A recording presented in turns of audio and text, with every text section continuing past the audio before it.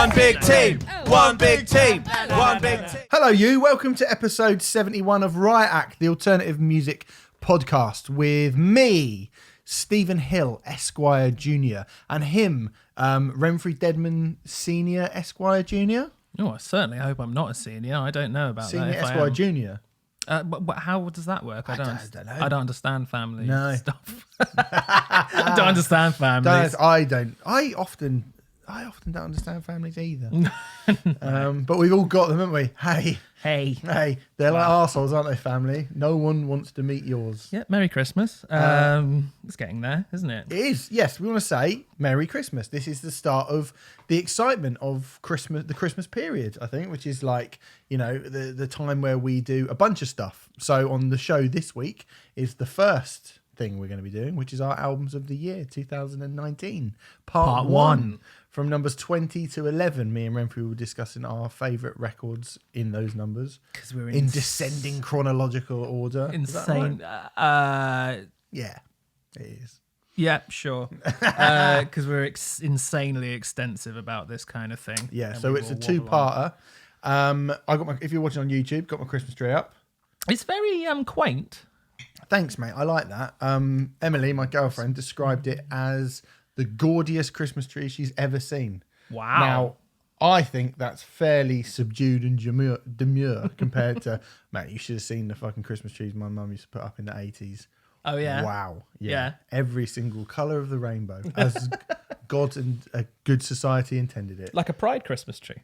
Well, just lots and lots and lots of colours and really no kind of rhyme or reason to it. I know some people are very like sort of specific about their Christmas tree. Not me. I couldn't give a toss. Just put it up. Put it up. Get it up. I don't even have tinsel. I've got this stuff. It's called gecking.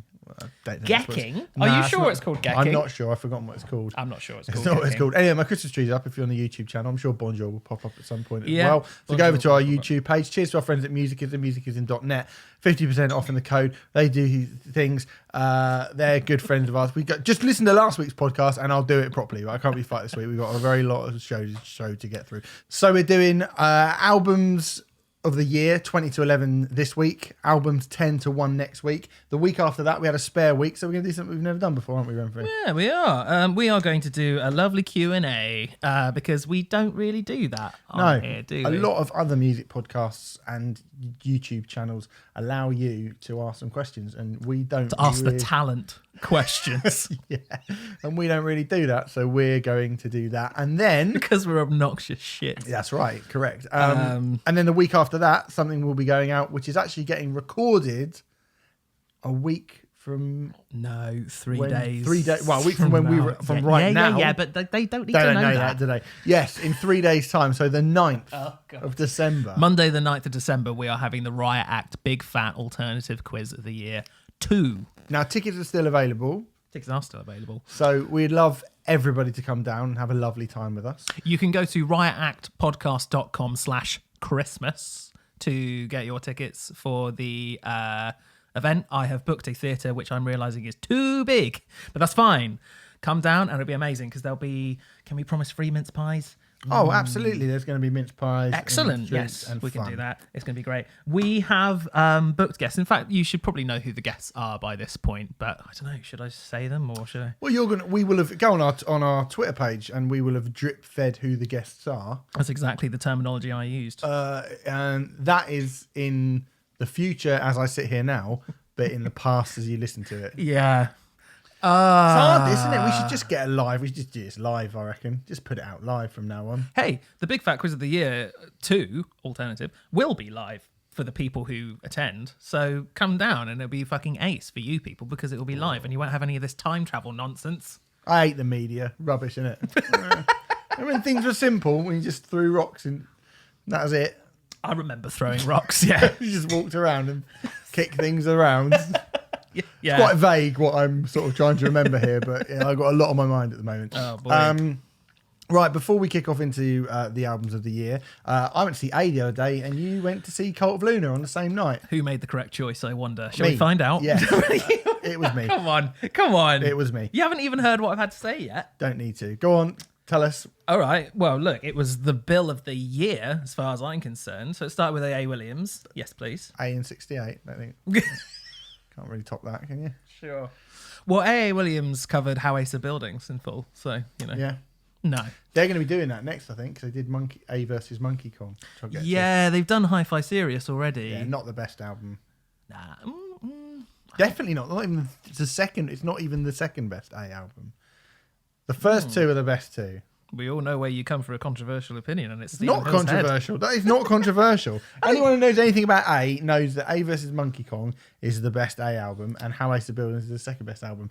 Nobody likes Hi-Fi Serious. No real people like Hi-Fi Serious. I think they this is like a generational thing. They just like nothing, and they don't mind Starbucks. And they bought the album, and they went. The last song's good. It's about the sea. What's that? The sea song.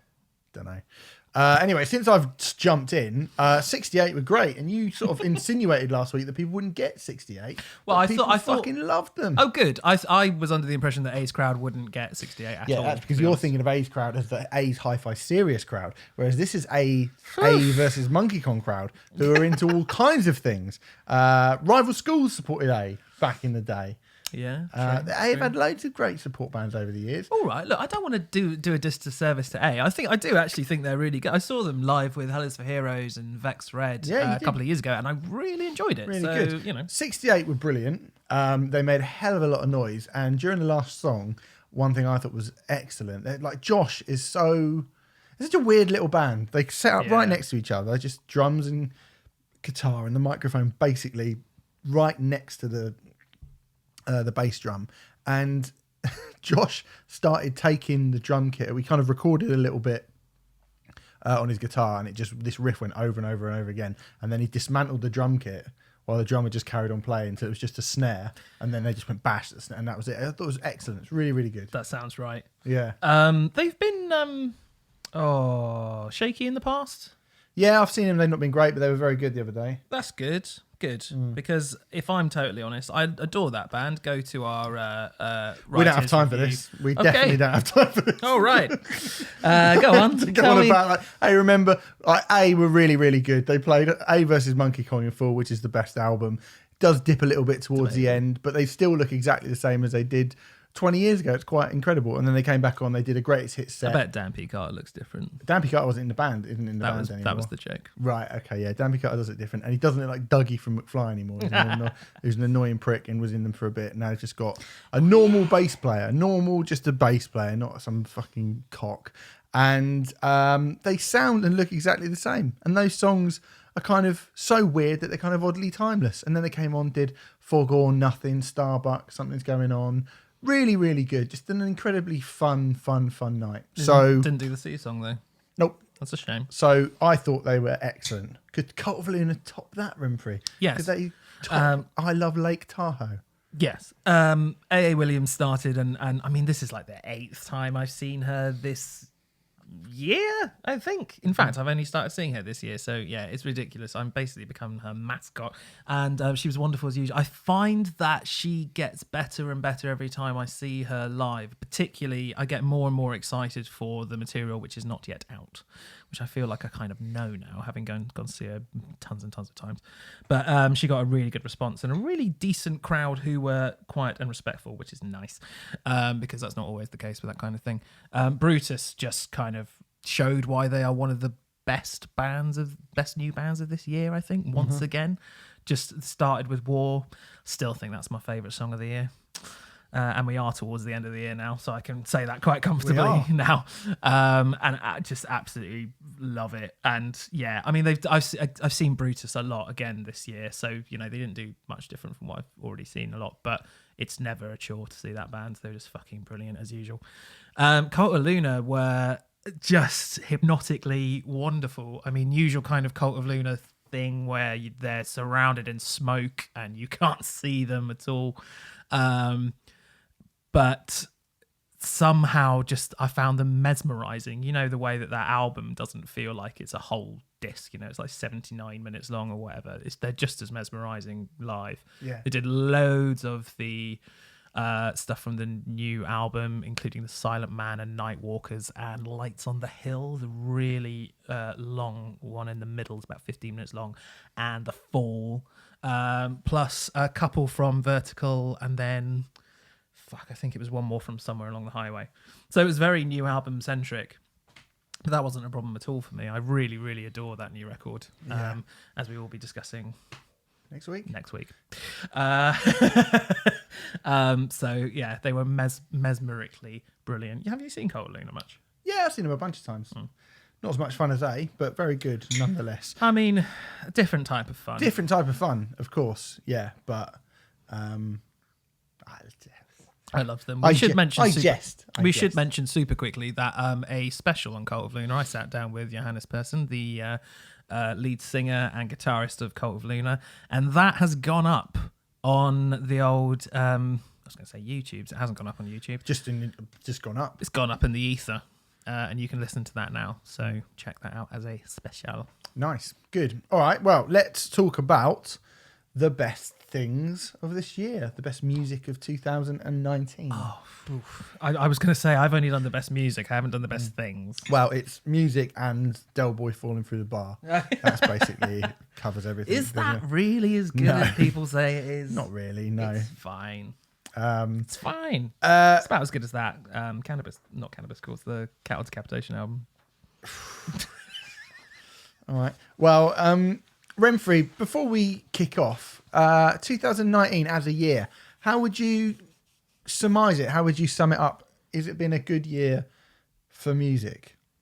Well, it's an interesting one, isn't it? Because we had a lot of people who listen to this show, I feel, say that, it's been a really slow year for music, hasn't it? And it certainly started as one. And at the beginning of the year, it did look like that it might be a bit of a damp squib. But I feel like particularly sort of the summer period and September, October kind of thing, even November to an extent, have really ramped up. And it's become quite sickeningly ridiculous this year. Obviously, we're now kind of operating on a broader palette of stuff, which is forcing us to listen to far broader things. I mean, I'm finding it ridiculously difficult to keep up with everything at the moment. Like, there's so much that's coming out. Having said all of that, I found this year particularly difficult to order. I always find it really difficult to order records. How do you, for example, compare The National to Herod? You know, they're completely different records. So how do you kind of put them in a ranking? So it's always difficult, but I found it particularly excruciating this year. I don't know how you feel about that.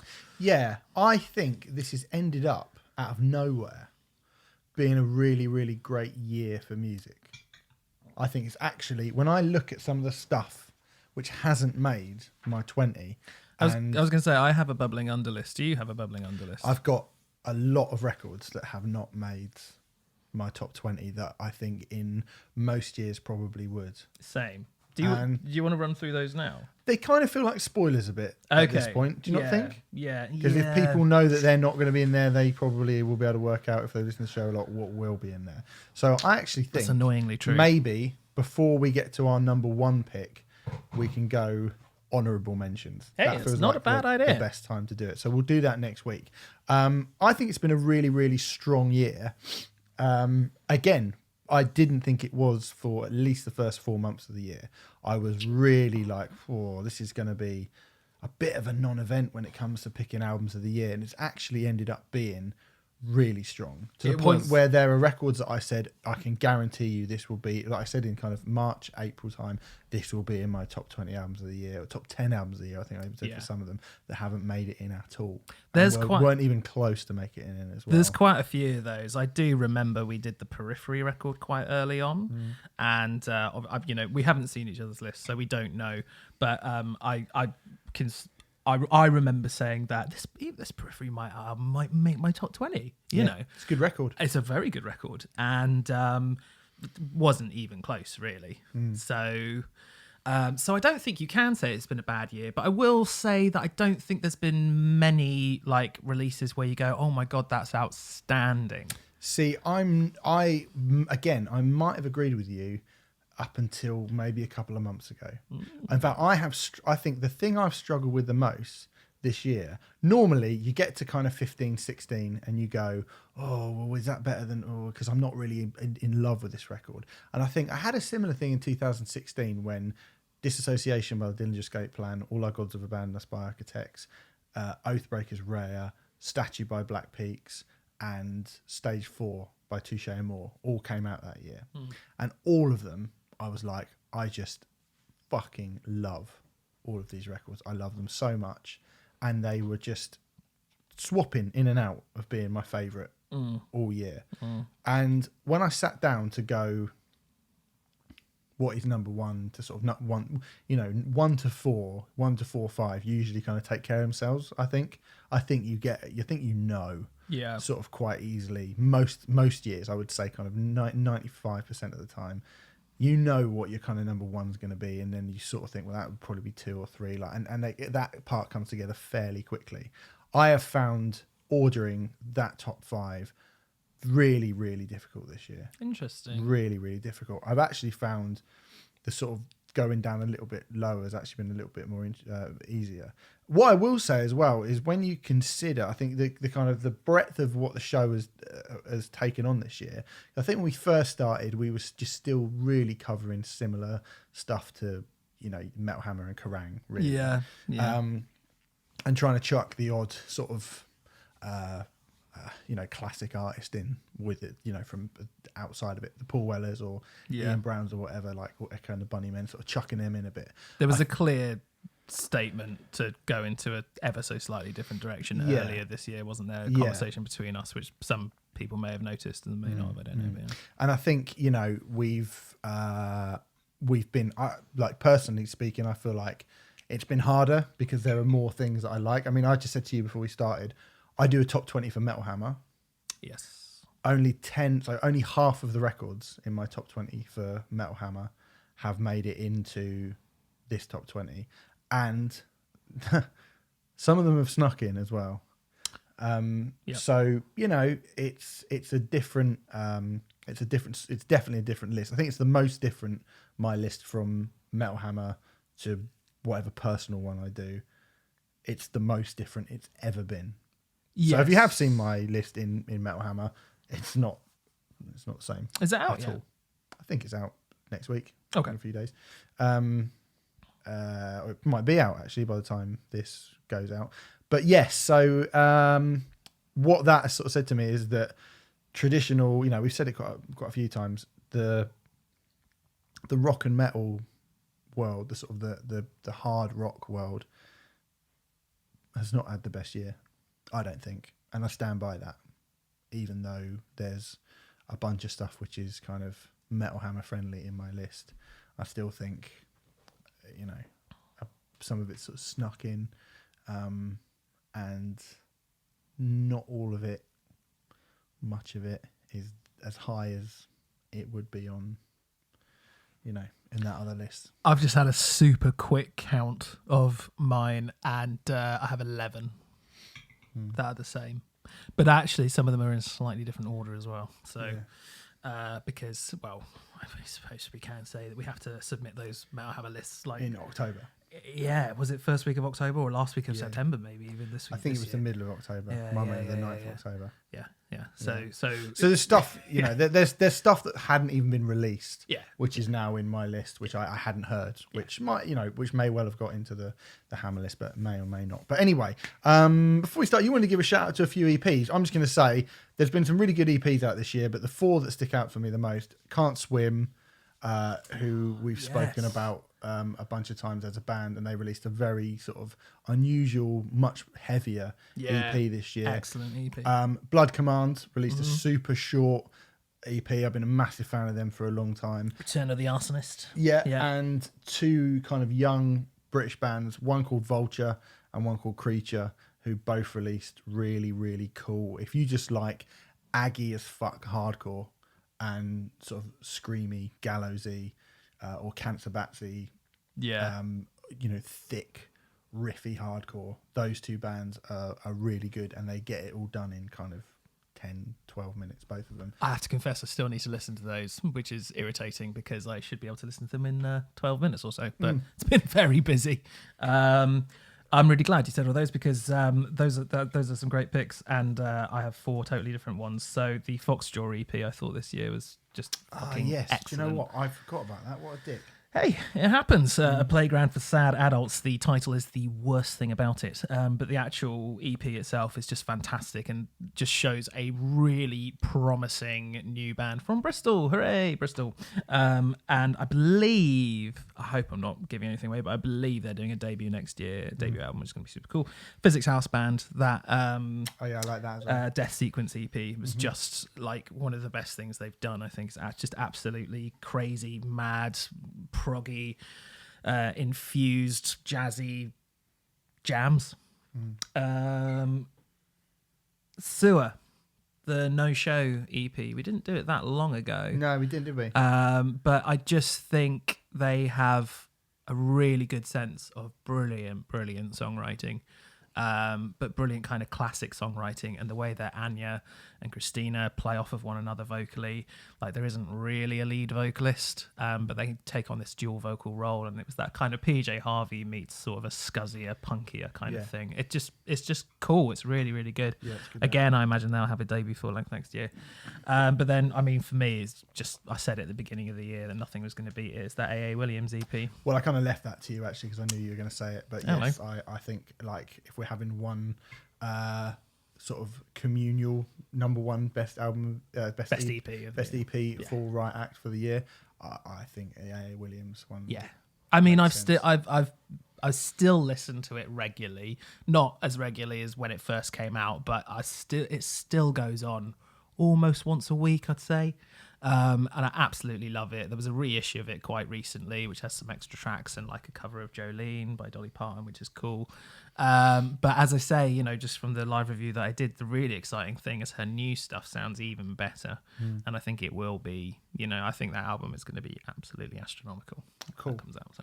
Well, there you go. Shall we commence with our lists then? Yeah. Who wants to go first? You want to go first? Yeah, I can go first. Yeah, absolutely. Let me go first. All right. So my number 20 and the hotly contested number 20. Yeah. This year, like really, really hotly contested. And again, I mean, the way we reviewed it and the way I talked it up, you would think this would feature pretty highly on, you know, the sort of the top end of this chart. And it has dropped down a fair bit since I first got it. And I know a lot of people will probably go, yeah, that's because the production. But I just ended up going, you know, who has written from all these kind of potential last one I can put in, who has written the best songs? And I just think Baroness on Gold and Grey continue to write staggeringly beautiful, perfect songs. It has dropped a little bit when I consider I thought, you know, this will be a top 5 for me. Is that what you said in the review? I think I did. Yeah, I think I said, you know, this will be like right up there come the end of the year. Obviously, it's not because it's number 20. So, you know, that goes to show that it has dropped a bit. And part of me was like, oh, maybe I should put somebody smaller in and somebody who needs a bit more, who could, you know, benefit more of a shout out rather than Baroness, who are an established band. But, you know, I can't lie.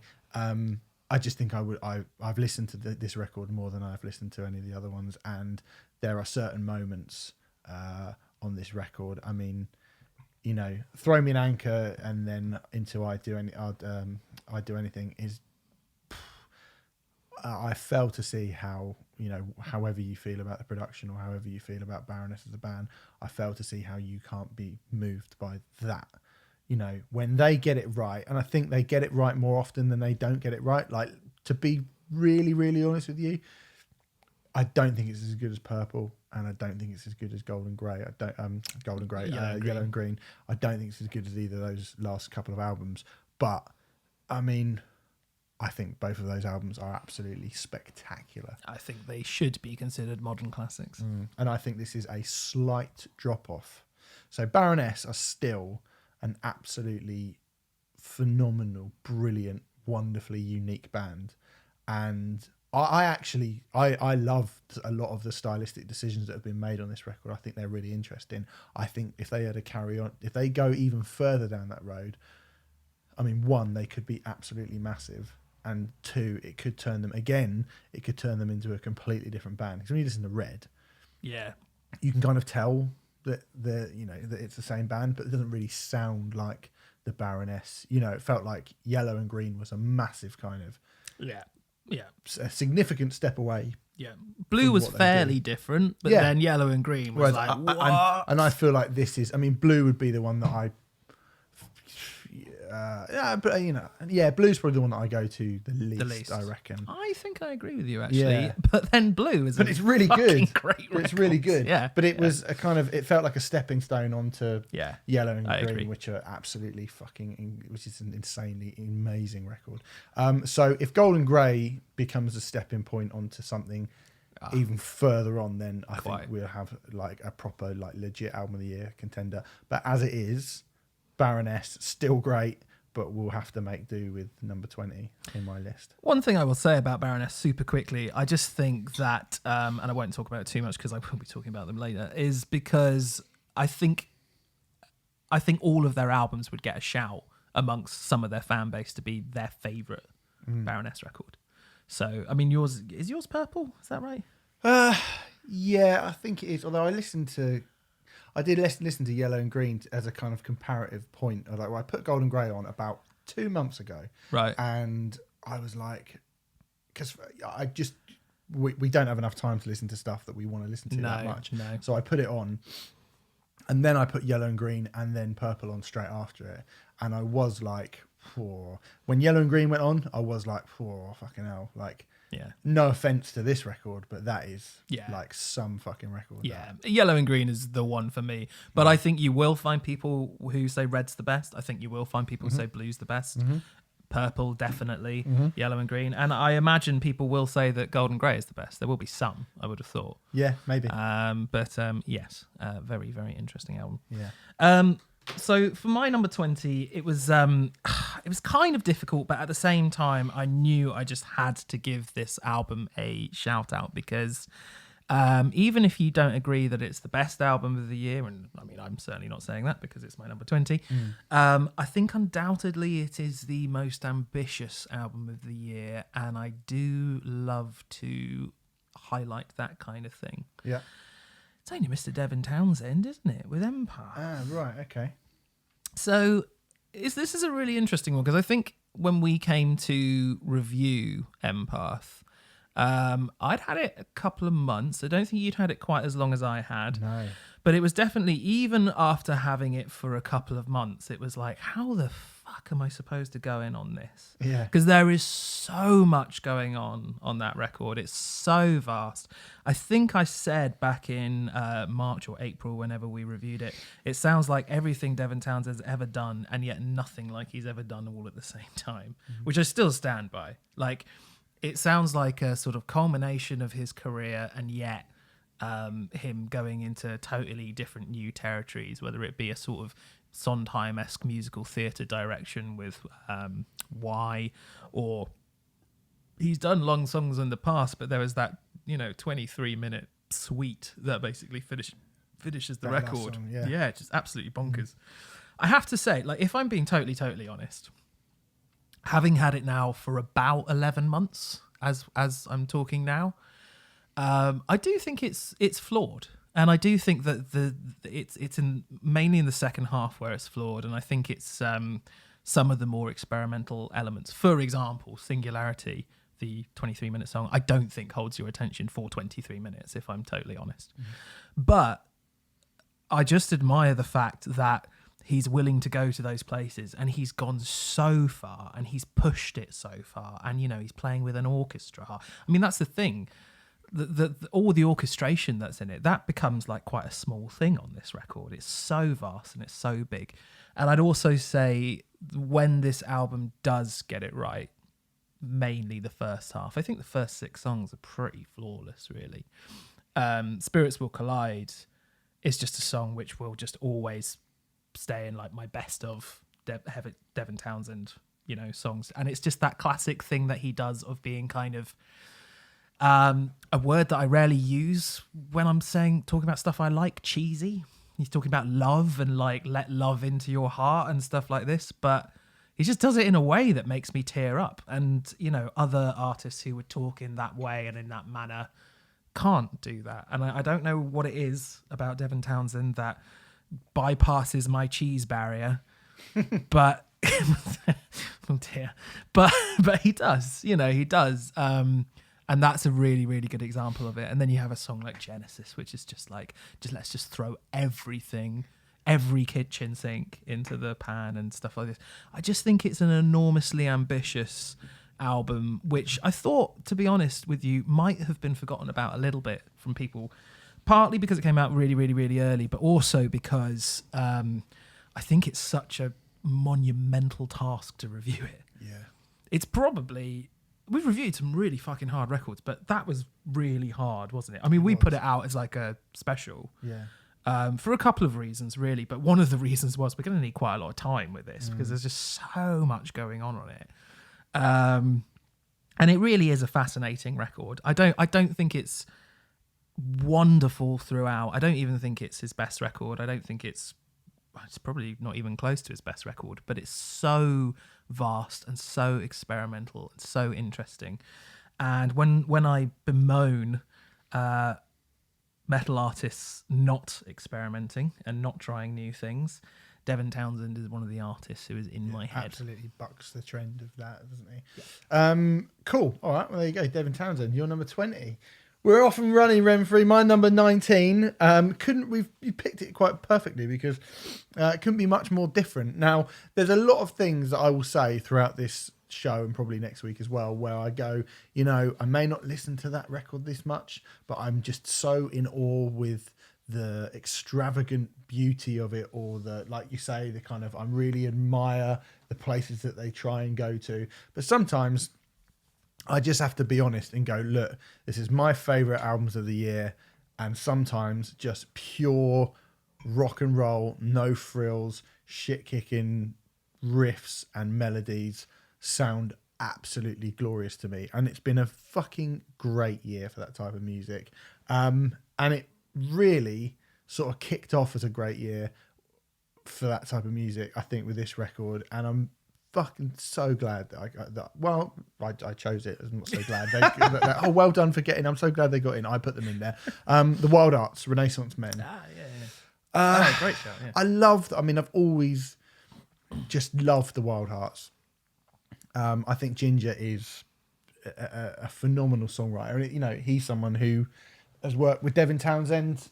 And they actually, you know, you could listen to this album and you could listen to Empath and go, they don't have anything in common. They do, actually. They have a lot of things in common, you know, in terms of the fact that they just see music absolutely without genres, that they just want to make music, which, you know, you talked about the euphoria of some of that record and the cheesiness of some of that record as well. And the Wild Hearts do play very, very simple but unbelievably perfectly well written. There's just a thing, again, you know, those classic rock bands. You said that Devin Townsend has this thing where he doesn't press your cheesy button, and he managed to stay away from you feeling like that stuff is too cheesy. For every kind of boring classic rock band, you know, for every kind of Greta Van Fleet, every kind of slinky, hip shaking, or even, you know, boring old pub rock band who are kind of slogging through the motions, the Wild Hearts are the antidote to all of those bands. This record is so alive. Do you know what I mean? It's just so full of power and life and feels like a real genuine fizzy throwback to the Ramones and the Runaways and the New York Dolls and AC/DC and the stuff that people loved about this type of music back in the day, you know, before it was you know, this is how you dress and this is how you look and these are how your songs should be presented and this is what they should sound like. You know, people loved raw, frillless rock and roll, people who could write great songs. And I'm not sure anyone's written a better song than Diagnosis this year. Like, that song is absolutely brilliant, from the feeling it gives you, from the actual music, and particularly the sentiment of it. You know, it's a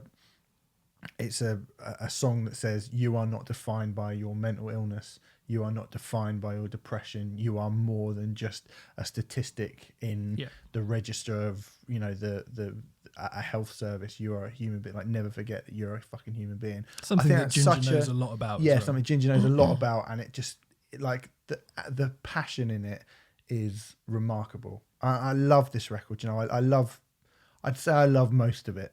There's a couple of not so like towards the end. Can I jump on the diagnosis thing super quickly? Just as someone who, like, sometimes you'll have conversations with other people who suffer from mental health issues or whatever, and there's this weird thing where you're trying to empathize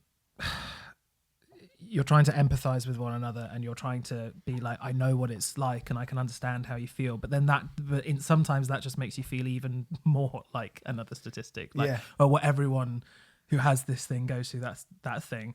So even when people are trying to be good, sometimes, unfortunately, this is just the way that mental health works, and depression, and the mind-numbing shit that it throws a lot of crap your way, and makes it very difficult to see anything in a positive light. But I think of that when Ginger is singing that song, and live particularly. Have you seen it live? I've seen it. I saw them at Bloodstock, and they played a few, to a scandalously small crowd. Yeah. But you know, songs like "Dislocated," "Let 'Em Go," My Kind of Movie, like that. You know, they're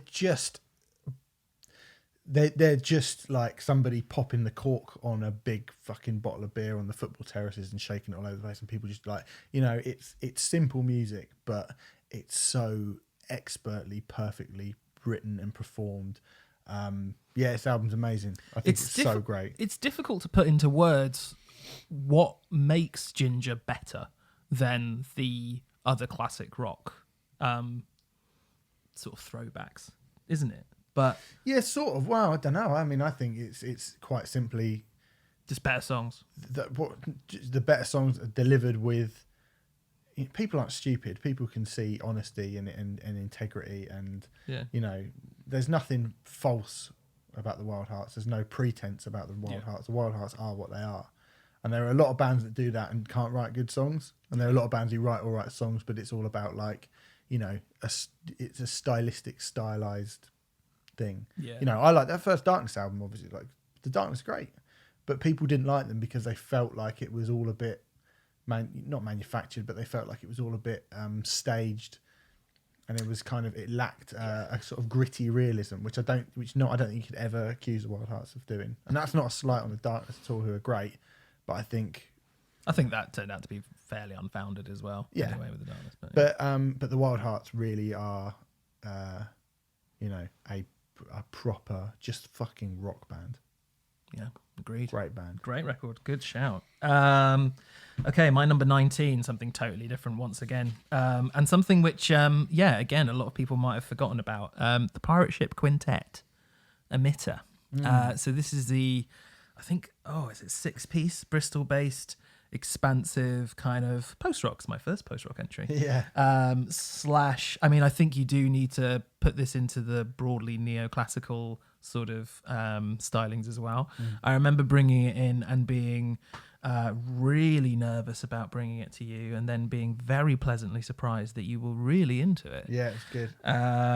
What is good. Yeah, it's very, very good. It's their first album in 7 years, and it has, the album to me, I think at the time I was just like, this is just a really cool post-rock album, and you know, I'm not going to lie as well, part of the reason I put it in as well is because they're Bristol lads, and I was like, hey, there wasn't a lot going on at that time as well, and one of them went to my school, so I was like, oh fuck it, I'll chuck it in, but it's actually got a pull on me far more than I realised that it would. I feel like the more I listen to it, the more it feels like a really interesting hybrid of Mogwai's Come On Die Young and Slint's Spiderland, but just sort of fed through a Godspeed You Black Emperor filter, which is going to be a very specific style of post-rock that people like. And what I would say that style is quite languid. It's quite slow. It does take a long time to build. And there aren't many sort of explosive moments, but then when there is an explosive moment, it's really been earned. But this is sort of glacial in a weird way. It could be the soundtrack to like a Scandi noir Thriller or something like that. One of those like BBC4 things that you see. I watch all the time. But it has that kind of really, there's a lot of strings in it and it's very, very emotive. I think I made an argument at the time for like the strings in it almost being the voice of the... Yeah, you did say that, I think. Yeah, of the album. And I think it just shows the power of... I think to anyone who says that instrumental music can't be emotive in any way, sense or form, in any way, you just have to listen to this record and it's just total nonsense. Like I find this really, really, really moving. And actually I have to say, like a couple of weeks ago, I was painting my mum's bathroom, right? And that was, I had all sorts of feelings going on as part of that. And I just put this on and I have never been so emotional painting a room before in my life.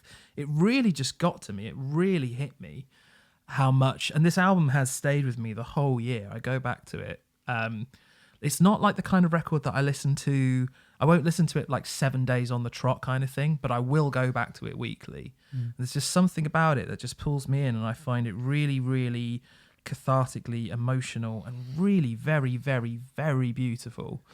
And I was really pleased. I'm not expecting this to pop up in your list or anything like that, but I was really pleased at how well you responded to it as well, because I was expecting a bit of a fight with it, and it didn't happen at all. It felt like almost like a turning point in your post-rock. Yeah, I like that record actually. I do. I mean, I've not listened to it.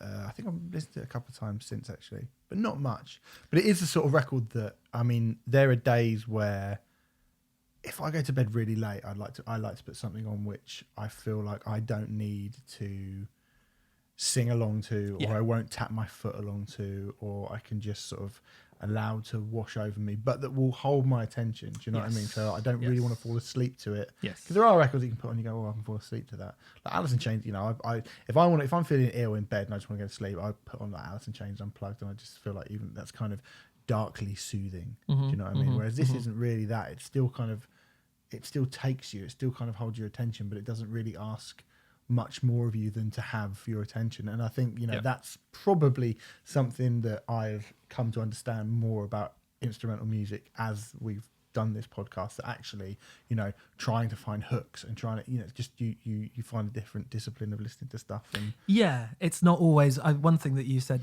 not too long ago was like, it's not always about having an individual song, which is, and like I couldn't, like, I know this has 9 songs on it and they're split up into like short song, really long song, short song, really long song, short. But I couldn't tell you which song is my favorite because I just view the whole thing as one piece of music, really. But it does, that whole thing of like, you have to have a certain amount. It's relaxing, it's really, really, really beautifully relaxing and really beautifully melancholy. But sometimes that's what you want, whether you're just drifting off to sleep, or this is like a train album. This is an album to just sit and watch beautiful scenery, preferably Scandi scenery, just rolling by the window. It's that kind of thing, and I just love it, and it's stuck with me a lot more than I thought it would. So cool. Yeah. All right. Good. Okay. My number 18. Now this is where, speaking of things that you never expected to be in my top 20, I had my top 16, right? And then I had a group of albums, probably about 15 to 20 albums that I thought I'm going to have to pull 4 of these out and they will make up the top 20. But when I did that, I also thought, I might go back and listen to, I didn't mind that. Let me give it another listen. I didn't mind that. So I picked a few others that I didn't mind listening to.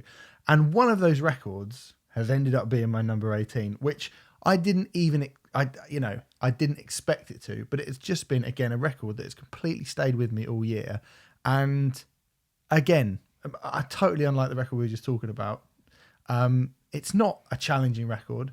It's not a difficult record, but the soothing familiarity of it, and just as someone who loves what Bob Mould has done throughout his career, Sunshine Rock by Bob Mould might be the nicest thing on either of our lists. Possibly. was one of my bubbling unders, so I'm really pleased you've put this in. Yeah, I mean, I've been listening to this record all year, As have I. and it's, particularly during the summer months. I mean, there's a period, obviously, during the summer. It came out in like February, didn't it? It came out in February, and I thought, what a weird time to put this record out. Like, what a weird time, but you just think, like, imagine what it's going to be like in the summer. Yeah. And then I thought with everything, I'll probably have forgotten about it by the summer, and thusly, I will have forgotten about it completely. Yeah. But it stayed with me for the entire year, and it's even sort of stayed with me. I mean, I listened to it a lot to try and cheer myself up when I was feeling a bit grumpy during the summer. Yeah. And it did sound, in that context, totally beautiful, really, really lovely. And, it is the Bob Mould album where he said, I want to write a happy record. I want to write a record about love. I want to write a record about warmth. And, so many of these songs like Sunny Love Song, I Fought, Camp Sunshine, send me a postcard. It's just like so fucking great. He's so good at that as well. The title track, as it opens it, just exactly what you're getting from the second those chords come on the title track. This is alternative rock. This is kind of like sunny, sunshiny alternative rock that used to be huge, used to be a massive thing. Sunny alternative rock done better than the majority of younger bands trying to do it at the moment, as well. Yeah. And Bob Mould's in his 60s. Yeah. And he's, so I was just saying earlier, he's so good at that sunshiny, happy stuff, which you wouldn't have necessarily got from Husker Du. No. But like, I'm getting to the stage with Bob Mould now where I'm wondering if a lot of his solo stuff I prefer to Husker Du. I think I said that you at did, the time in the review, Yeah. And Sunshine Rock is a brilliant example. I mean, it's one of his best records, I think. It's a great record. It's a really good record. And it's one of those records that it's so simple, so unassuming that I just thought, well, no, there are some much worthier, harder, more challenging, more cooler records Weezer. that I could have picked. Weezer, that I could have picked this year. There are a whole bunch of them. There are even records that I have talked up massively in a similar style to this. Puppy, said I wasn't going to go into too many, but the Puppy debut album is great. But if you said, do you want this or the Puppy record? I mean, I would take this. Yeah, I would as well. And that's no slight on Puppy, but I think, it's just, he is, again,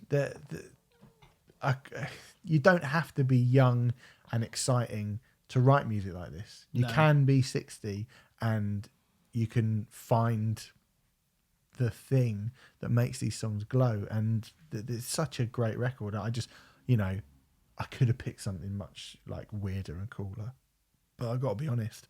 I've listened to this record as much as there's not many records that have come out this year that I've listened to more than I've listened to this one. And I get the same level of enjoyment from the second act. Like, that snare comes in from the first track. Yeah, you're in a sunny. You're on the beach, aren't you? You're in a field. You're in a lovely summery field, and that, I think, records that can transport you, like, it's fucking horrible outside. It's exactly what I put it on today. Like, it's fucking horrible outside, but you do that and everything feels brighter in the world, and that's a real skill. I think records that transport you is exactly the phrase. And Sunshine Rock, we don't want to bang on about it. We've had some tough times this year. Sunshine Rock has been one of the records that I can always go to rely on making me happier. Yeah, for sure. So that's my number 18, Sunshine Rock by Bob Mould. Excellent choice. My number 18 is Curse These Metal Hands by Pine and Conjurer. Is it? Yeah. Who would have thought that a silly muck around album by two of the best metal bands in the UK right now would actually get into my top 20? Probably the second best Baroness album of the year, in my opinion. I don't know. I like, obviously, Pine and Conjurer are two of my favourite new bands, right? Yeah. So I had high hopes, but I didn't really expect, I didn't imagine that it would be this good. I mean, Spirit, that opening song is just, I've seen them live a few times this year now. And if you're not shouting, Spirit, during that bit where it all like cuts out, and like it's just so cool to see a bunch of great musicians and Brady having fun, like cutting loose and having fun. And I love the fact that such a fun project came out of a festival which is routinely seen as dour and like math, aka Arctangent Festival. I think it's kind of proof that like that's not what it's all about. I mean, this has obviously there's the Baroness comparisons, but the other one that we made was Thin Lizzy. Yes, that's right. There is so much Thin Lizzy on this record, whether it was on purpose or not. I don't actually know. I haven't really spoken to them about it, but then there's also. You listened to me, Queen with Screaming. Oh, that's right. Yeah. Of course, that was one of our episode titles, as a matter of fact. Yeah, I mean, I can kind of see that. I think Thin Lizzy's more accurate personally, but Queen with Screaming is just quite funny, isn't it? But then there's songs like the Pal as well, which is like, or the Paul. I should probably say the Paul, shouldn't I? Which is Tool-esque. It's in this really strange kind of, I think it's 6/8 off the top of my head, has a very Tool-esque kind of spindly riff, and also just the fact that 3 of these songs are either over or near the 10-minute mark, and near the 10-minute mark, and none of them feel that long. Like this, I mean, it's only about 32, 33 minutes, this record in total, but you put it on, and I remember we were having this, slight back and forth about whether this is an album or an EP. Yes, we were. And I nearly brought that up, but I thought, fuck it. well, by the way, Brady went, of course it's a fucking album, so thank you very much. But I think there is enough on here to give this an album, but at the same, give this the album crown, if you will. But in a way, it does feel EP-ish, because it just feels like it just goes so quickly every time you listen to it. It's like, well, it's just gone, it's done, because it's so fucking enjoyable to listen to. And yeah, I mean, I really wasn't I wasn't expecting it to get into my top 20, I have to say, especially because we know those guys obviously, and like hearing them from the studio saying how it was going and all this kind of stuff, and they're very self-deprecating, so it really did just sound like something that was going to be blink and you miss it, and just one of those cool. I thought it was going to be one of those cool projects which you kind of listen to and you really like for a few weeks, and then you just can't really be asked with it anymore. Like, I really want Kirsty's Metal Hands to continue doing stuff if they can, and continue releasing records, and continue being a live band, like alongside Pine and Conjure. I wouldn't want either of those bands to split up as a result, but it would be brilliant even if it was just once every like 5 years or something. Yeah. It would be brilliant if that could continue to happen based on this album. Yeah. Yeah, it's decent, that. Yeah, okay. I like it. I mean, to be honest, I haven't really gone back to that much. Okay. But okay. I think I thought you were being quiet because I thought it might come up later, but no, it won't. Fuck you, Brady. Okay, cool. But there you go. That's your number 18. Is that right? 18. 18. Yeah. So my number 17. Again, a bit of a run of similar type of music. Really, it's more kind of happy, anthemic rock music. This isn't you. Yeah. Is it because all the horrible, nasty stuff's at the top? Yes. Yeah. Definitely. Yeah. Tough Crowd by Nervous. Oh, nice. Now, we have said, what a good year. I think we spent the year going, isn't it been a good year for that type of thing? Yeah. And there actually are a couple more of these records coming up later on. It's a couple of mine. Yep. And, but I've been really, really into Nervous since Permanent Rainbow dropped. I love Permanent Rainbow. I think it's fucking brilliant. Yep. I think it's really great. Yep. And, then when what's the follow up to that one called? Hello. Oh God, Everything Dies. Everything Dies. Everything Dies. When Everything Dies came out, I thought, that's a pretty different. A bit still good, really good. Like I think that album. Do you think it was that different? I think it was different enough to make me go, oh, that's certainly. It certainly felt poppier, and it certainly felt a bit broader. Was how I felt about it. Okay. I thought Permanent Rainbow did feel like, I think Permanent Rainbow was done by on her own in bedroom. Yeah, pretty much. Yeah, pretty much. So, to be honest, Everything Dies broadly was as well. Tough Crowd is the first time they've gone into a studio with a producer. Right, okay. And, the one thing that's different from the last two records that I was talking about, and I know I spoke about Diagnosis, but Nervous are a political band, a band with lots of very strong idealistic opinions. And I like to hear that stuff, whether I agree with it or not. I do for the most part, anyway. But Em again writes really fucking brilliant songs, and I love to hear her. I love to hear a really fucking wonderful poppy melody and a really catchy tune and a really catchy chorus, but made out of this like really kind of anarcho punk ideology, right? Yes. I think that's really, really fucking cool. Yes. Like Nervous could be such a great Trojan horse into the mainstream for so many like really interesting political ideas. And that's so true. And I mean, obviously, I think the music world feels totally terrified of people like Em in the main at the moment. I think the world probably would be sort of not want to hear the views or opinions from someone like Em either. But I want to hear it, and I think even something like, I think I said it before, like I Can't Dance, which is not really, well, not really. It's not it doesn't seem to me to be a political thing. It seems to be a kind of love song, and it's just really sweet. And I think there's a lot of layers to them as a band. There's a lot of different emotions, and there's a lot of very strong emotions that kind of permeate throughout this record. And I know how the members of Nervous feel about it. They feel it's their best record. Yeah. I think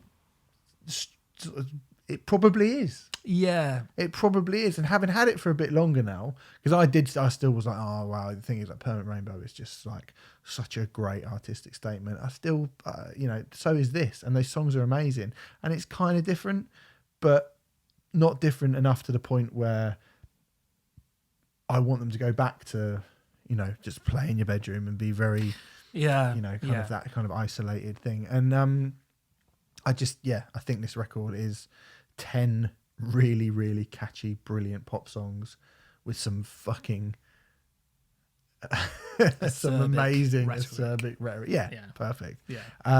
It's just great. It just sounds great every time you play it, and it's had some stiff competition for this type of thing for this year. And I wondered, I thought quite a lot of this stuff's going to make it into my top 20, and I wondered if this might kind of drop out. But if anything, it's kind of accelerated forward. Okay. And there's some bigger albums and bigger bands that it's pipped. I agree with pretty much everything you're saying there. This is another bubbling under one for me. It was pretty difficult to not put this in because I really wanted to. I think it probably is their best record. I think we both said during the review that Permanent Rainbow, I feel like to me that Permanent Rainbow is my favourite, but I do actually think that this is probably a better record, if that makes sense.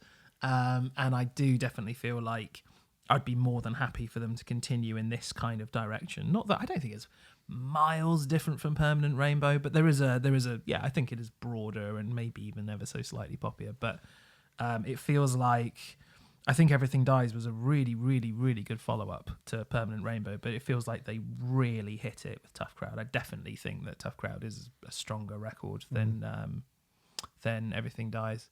And yes, she's just a phenomenal songwriter, isn't she? I mean, we said before, 3 for 3. Like, they haven't released a bad record, and I don't definitely really see Nervous ever releasing a bad record, to be honest. No, me neither. Just one of those bands. Unless they go like Weezer and do some sort of weird, unwanted electro pop album when they're really old. Go on, Em. I dare you. My number 17 is in a very, very, very similar mould indeed, but we're just going to pop over the pond to Toronto, Canada, because my number 17 is Morbid Stuff by Pup. Right. Good. I'm glad that got in, because that's one of the ones that didn't get into mine. Okay. And I thought, well, it will be Pup above Nervous, and it might be Pup above a couple of the others. And actually, it's great. It's a fucking great record. But I think Nervous got in ahead of it.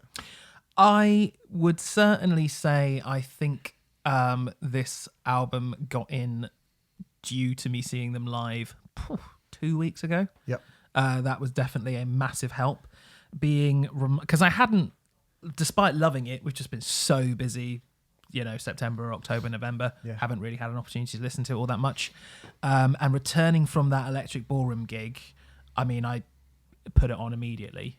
And that's always a very good sign of a very good gig when you've just been listening to someone's music for 75 minutes. And what do? You go and listen to that. I listened to A versus Monkey Kong on the way back from watching A play A versus Monkey Kong. Yeah, well, sometimes it's Stockholm Syndrome as well.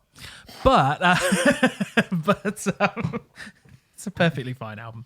It's not as good as Morbid Stuff, though, I don't think, A versus Monkey Kong.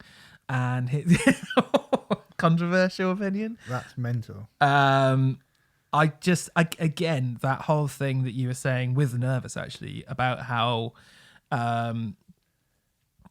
the sense of humour with Pup is really at the forefront. I think more so than with Nervous as well. There's more of a sense of fun, which is maybe why Pup got into mine and Nervous didn't.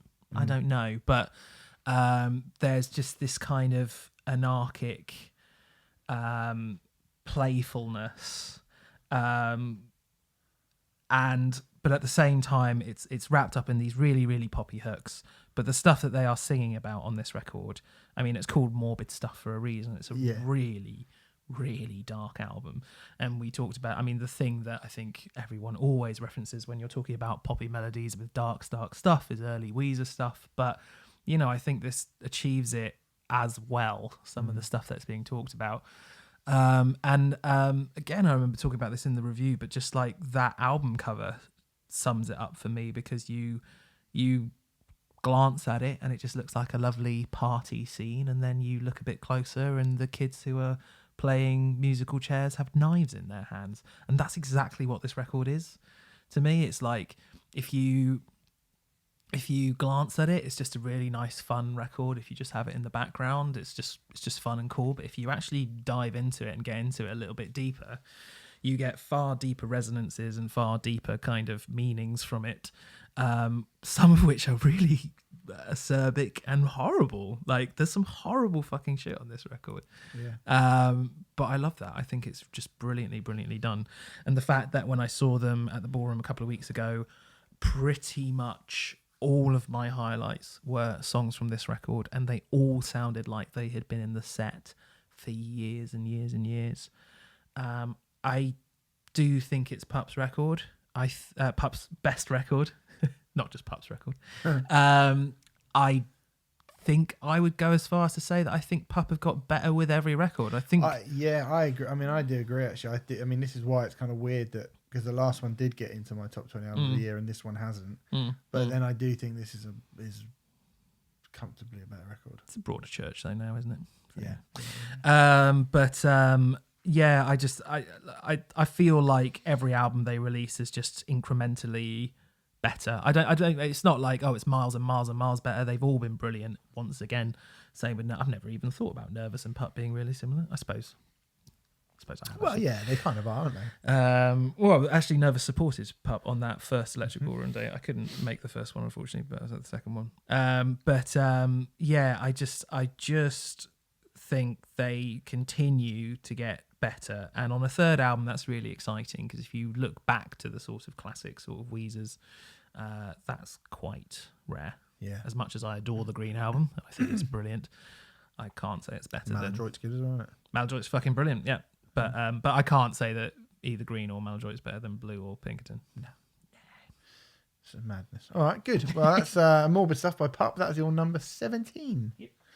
My number 16, we've already spoken about it, actually. And, the happiness of my list, or this sort of part of my list, continues because I've gone for Empath by Devin Townsend. Nice. I kept pretty stum when you were talking during that, and you said some interesting things, and I agree with a lot of it. I mean, certainly the sheer breadth of this record impresses me. The absolute wild abandon of what Devin is trying to do here really, really impresses me.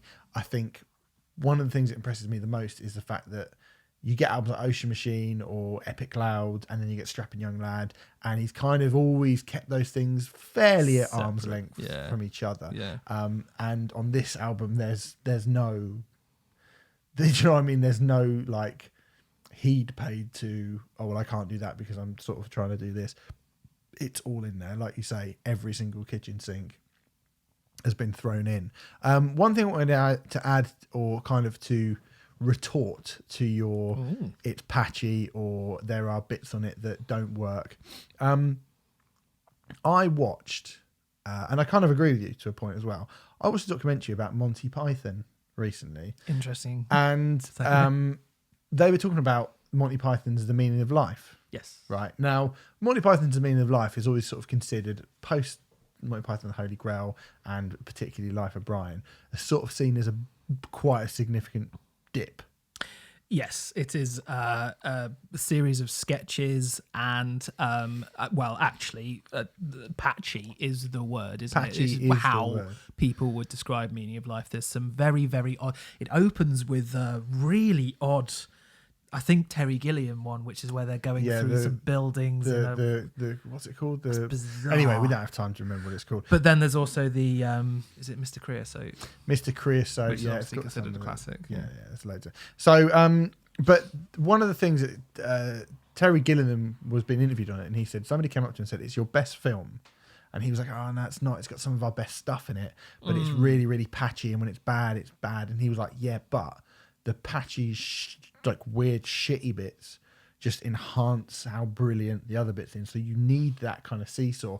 And although I wouldn't describe anything on Empath as shit, I think the kind of the bizarre tangents and twists and turns that this album goes on elevate the good stuff to the point where they feel so excited. I mean, you mentioned Spirits Will Collide, which is just fucking like such an amazing song, in the top 10 songs of the year.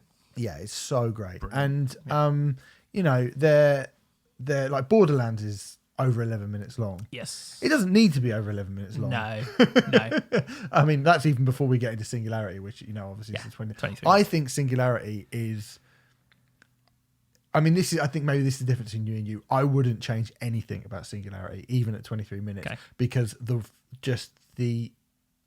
dips are necessary to me. The weird bits in it, the parts where you're like, I don't know how much more of this I can take. I kind of like this as it's almost the ultimate roller coaster of a record for this year. I can't disagree with that. It's such a roller coaster that there are times where you're like, Devin, what are you thinking? Like, what are you thinking? But I kind of love that, you know, the bits, you know, we're not power metal fans. No. There's power metal all over this record. Yes. There are parts that are so cheesy that you're just like, wow, where you're like, Devin, you need to chill the fuck out. But which is not alien to what Devin's done in the past. No, not at all. No. But I think I'm probably less of a Devin Townsend fan than you. I love Ocean Machine. I love Strapping Young Lad. And I mentioned it earlier, particularly Epic Cloud, whereas, you know, I had some of the other Devin, like Key, some of the other Devin, was it Deconstructed? Deconstruction, I had like a couple of them, and they've never really been albums that I've gone back to very much. Whereas I kind of find myself like a jigsaw, like somebody, you know, this is like the Da Vinci Code to me. It's like, I have to feel like I can piece it together. And I've spent the whole year trying to maneuver this record. And, you know, I love fucking Sixth and Calculating Infinity and, you know, some really, really wild records. Yeah.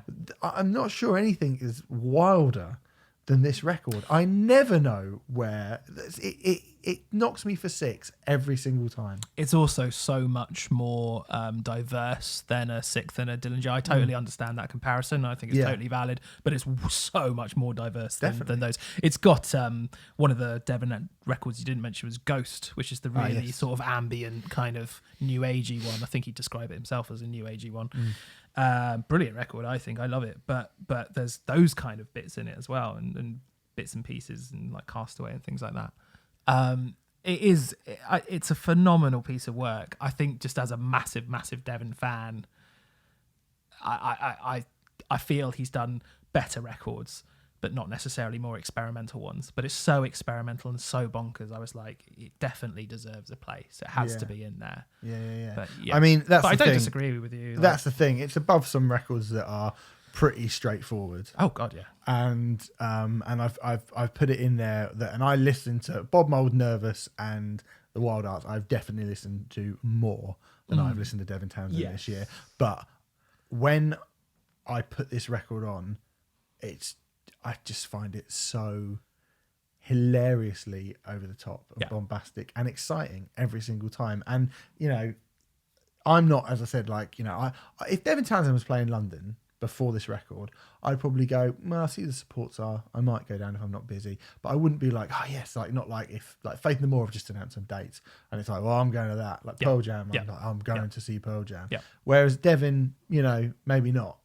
Off the back of this record, I'm like, I definitely have to go, because I just want to see how he fucking tackles this. Yes, I agree with that. And actually, one thing I will say, just like the Pup record, so Devon Townsend, as we record this, is playing London in 10 days, something like that. I definitely did think, if I saw that Roundhouse gig, a month ago, would it be higher? And I will definitely say that there's a very strong chance that Empath will be higher after the 12th of December. Yeah. But, you have to do these things at certain times, don't we? But I mean, just a one-off. Even in the career of Devon Townsend, this album is a one-off. So yeah, that's my number 16. Fair. Empath. Fair. Brilliant record.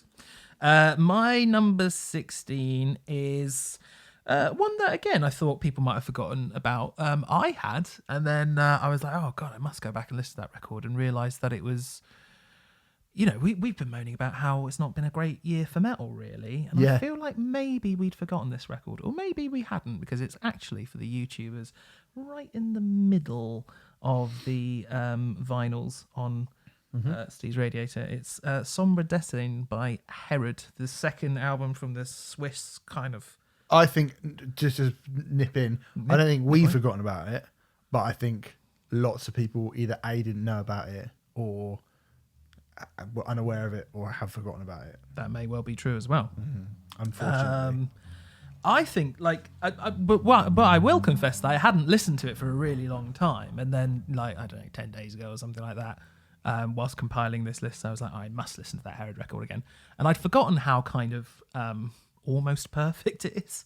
I think at the time I compared it to Maya by Conjurer, in the sense that it goes into lots of different metal-esque places, but does them all brilliantly. And there are times when it's really, really fast and frenetic. There's times when it's very Gojira. There's times when it's sludgy as fuck. It's almost doomy in places. It's only 7. Really, it's 7 tracks. It's 6 songs, really. It's about 42 minutes, but it just feels like a perfect length. When I say perfect, I just kind of mean everything. Every part is perfectly played, and played for the perfect amount of time. I never get bored of it. And then when it goes to the next song, it's perfectly balanced in terms of the order of the songs as well, And they just seem to do everything really well. You've got Reckoning and Silent Truth, which are, Reckoning is one of the best metal songs of the year, in my opinion. It's fucking brilliant. And it's just face melting, and takes the best elements of Conjurer and the best elements of Gojira and just mashes them together and then gives you another component which is just totally different to that as well. And then but then you have these really, really long songs like Don't Speak Last and There Will Be Gods, which are just quite long, sort of 9-10 minute meandering sludgy songs, and quite often that 10-minute plus sludgy doom stuff really bores me, or rather after a while it really bores me, and it never does on this record because I think it's complemented by enough other different stuff. And like I didn't know anything about this band at all. It was actually in one of our catch-up shows, wasn't it? This album, I think. And isn't it, it's Members of the Ocean or something, I think? Yeah. It's like a side project of some sort by Members of the Ocean or something along those lines. I'll double check I that. don't think it was the Ocean, but it might have been someone. I can't remember. But I kind of feel like this record has come out in a year where we've kind of bemoaned metal being, I mean, not dreadful, but just not the most interesting genre this year, to be totally honest. And then I listened to this, I'm like, fuck, this is an outlier, because it's a really, really good record. Like really, really good. Yeah, it's brilliant. And yeah, at number 16 in my list, it's a fantastic album, which I don't think enough people have talked about really. I agree. I absolutely agree. And I'm going to take that ball, Renfrey, with my number 15, and I'm going to run with it. Because you're right, we have said throughout the year that metal's been not just not good, but kind of, I think to say that metal's not been good, because there's been metal albums that have come out and we go, well, that's a good metal album. Yeah. But I felt like the genre was really starting to stagnate. Well, no, do something new and interesting a couple of years ago, and then it has kind of stagnated again this year, and it's kind of fallen back on its own tropes. And that's when I point at a band like Full of Hell and go, this is what we fucking are crying out for. Yeah. Full of Hell are, I mean, you know, their last record was in my top 20 albums of the year. Then it came out in 2017, Trumpeting Ecstasy. Yeah. Nun Burning Face cover. Yes, that's right. Yeah. And you know, I remember thinking that this is a band who have finally managed to do something with grindcore, which isn't just play grindcore, play the kind of grindcore that we've had established since, you know, basically Pig Destroyer. Yeah. Kind of came along and went, that's what grindcore sounds like now. And everyone's gone, oh, okay, cool. And that's what they've done for years and years and years and years.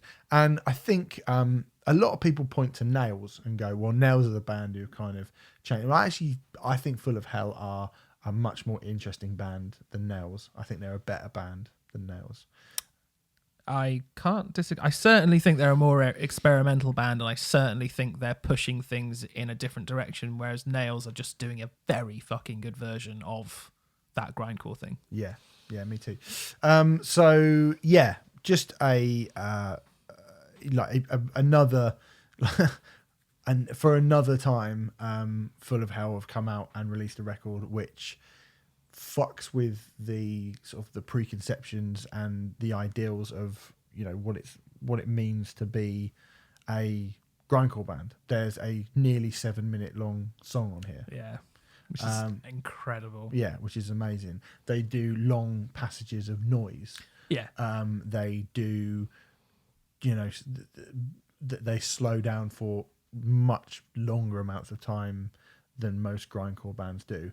But the kicker to that is when they go full blown Full of Hell grindcore mode, good God, they are insanely, staggeringly heavy. We were talking about, as well, and the way they use sort of their tones and stuff, we were talking about that, the song, Army of Jewel Tears, where they've got that kind of, that rat-a-tat-tat-tat, that almost sounds like a gun. Yes. Sounds like a gun, but a machine gun being shot. Yeah. And it's like... And it comes out of the noise track as well. Yeah. It's just like, and it's just like, it's such a sonic battering. Yeah. Like, it's absolutely just destructive, this record, in so many ways. And, you know, I hope they continue to fuck with the preconceptions and we talked about cattle decapitation last week, and I had said, I think, and I that album is great, and a lot of people have sort of tweeted me, going, "Oh, Cattle Decapitation is the best metal album of the year, right? Best metal album of the year."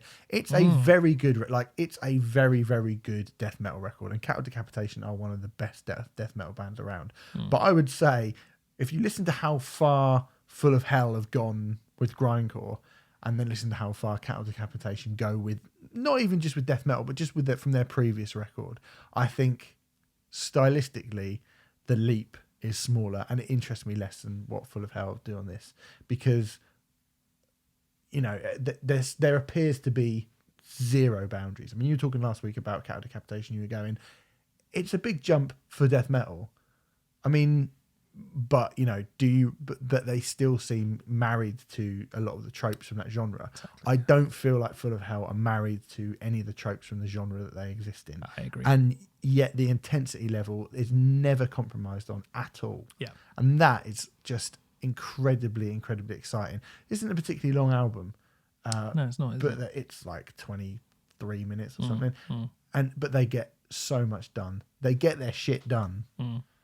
Fucking ace. Great record. You know what? Full of Hell was in my albums of the year for ages, and it was knocked to a bubbling under. But listening to you talk about it, I have to agree with everything you're saying, and I'm a bit like, yeah, they are one of the few really, really heavy bands actually pushing stuff this year. Yeah, and it's good to get them in. I mean, I think there's been, I mean, another, again, I know we said we were going to do shouts at the end, but I was so close to putting an album you didn't really like, the Show Me the Body album. I was that came so close to getting in here. Right. And one of the reasons why it didn't get in this top 20 is I thought that in terms of getting it just right and being really, really fun, I wanted a exciting, young, kind of progressively minded, extreme sounding band. And I just thought Full of Hell, I kind of nailed it again. Whereas, look, I really love the Show Me the Body record. I think it's really, really good.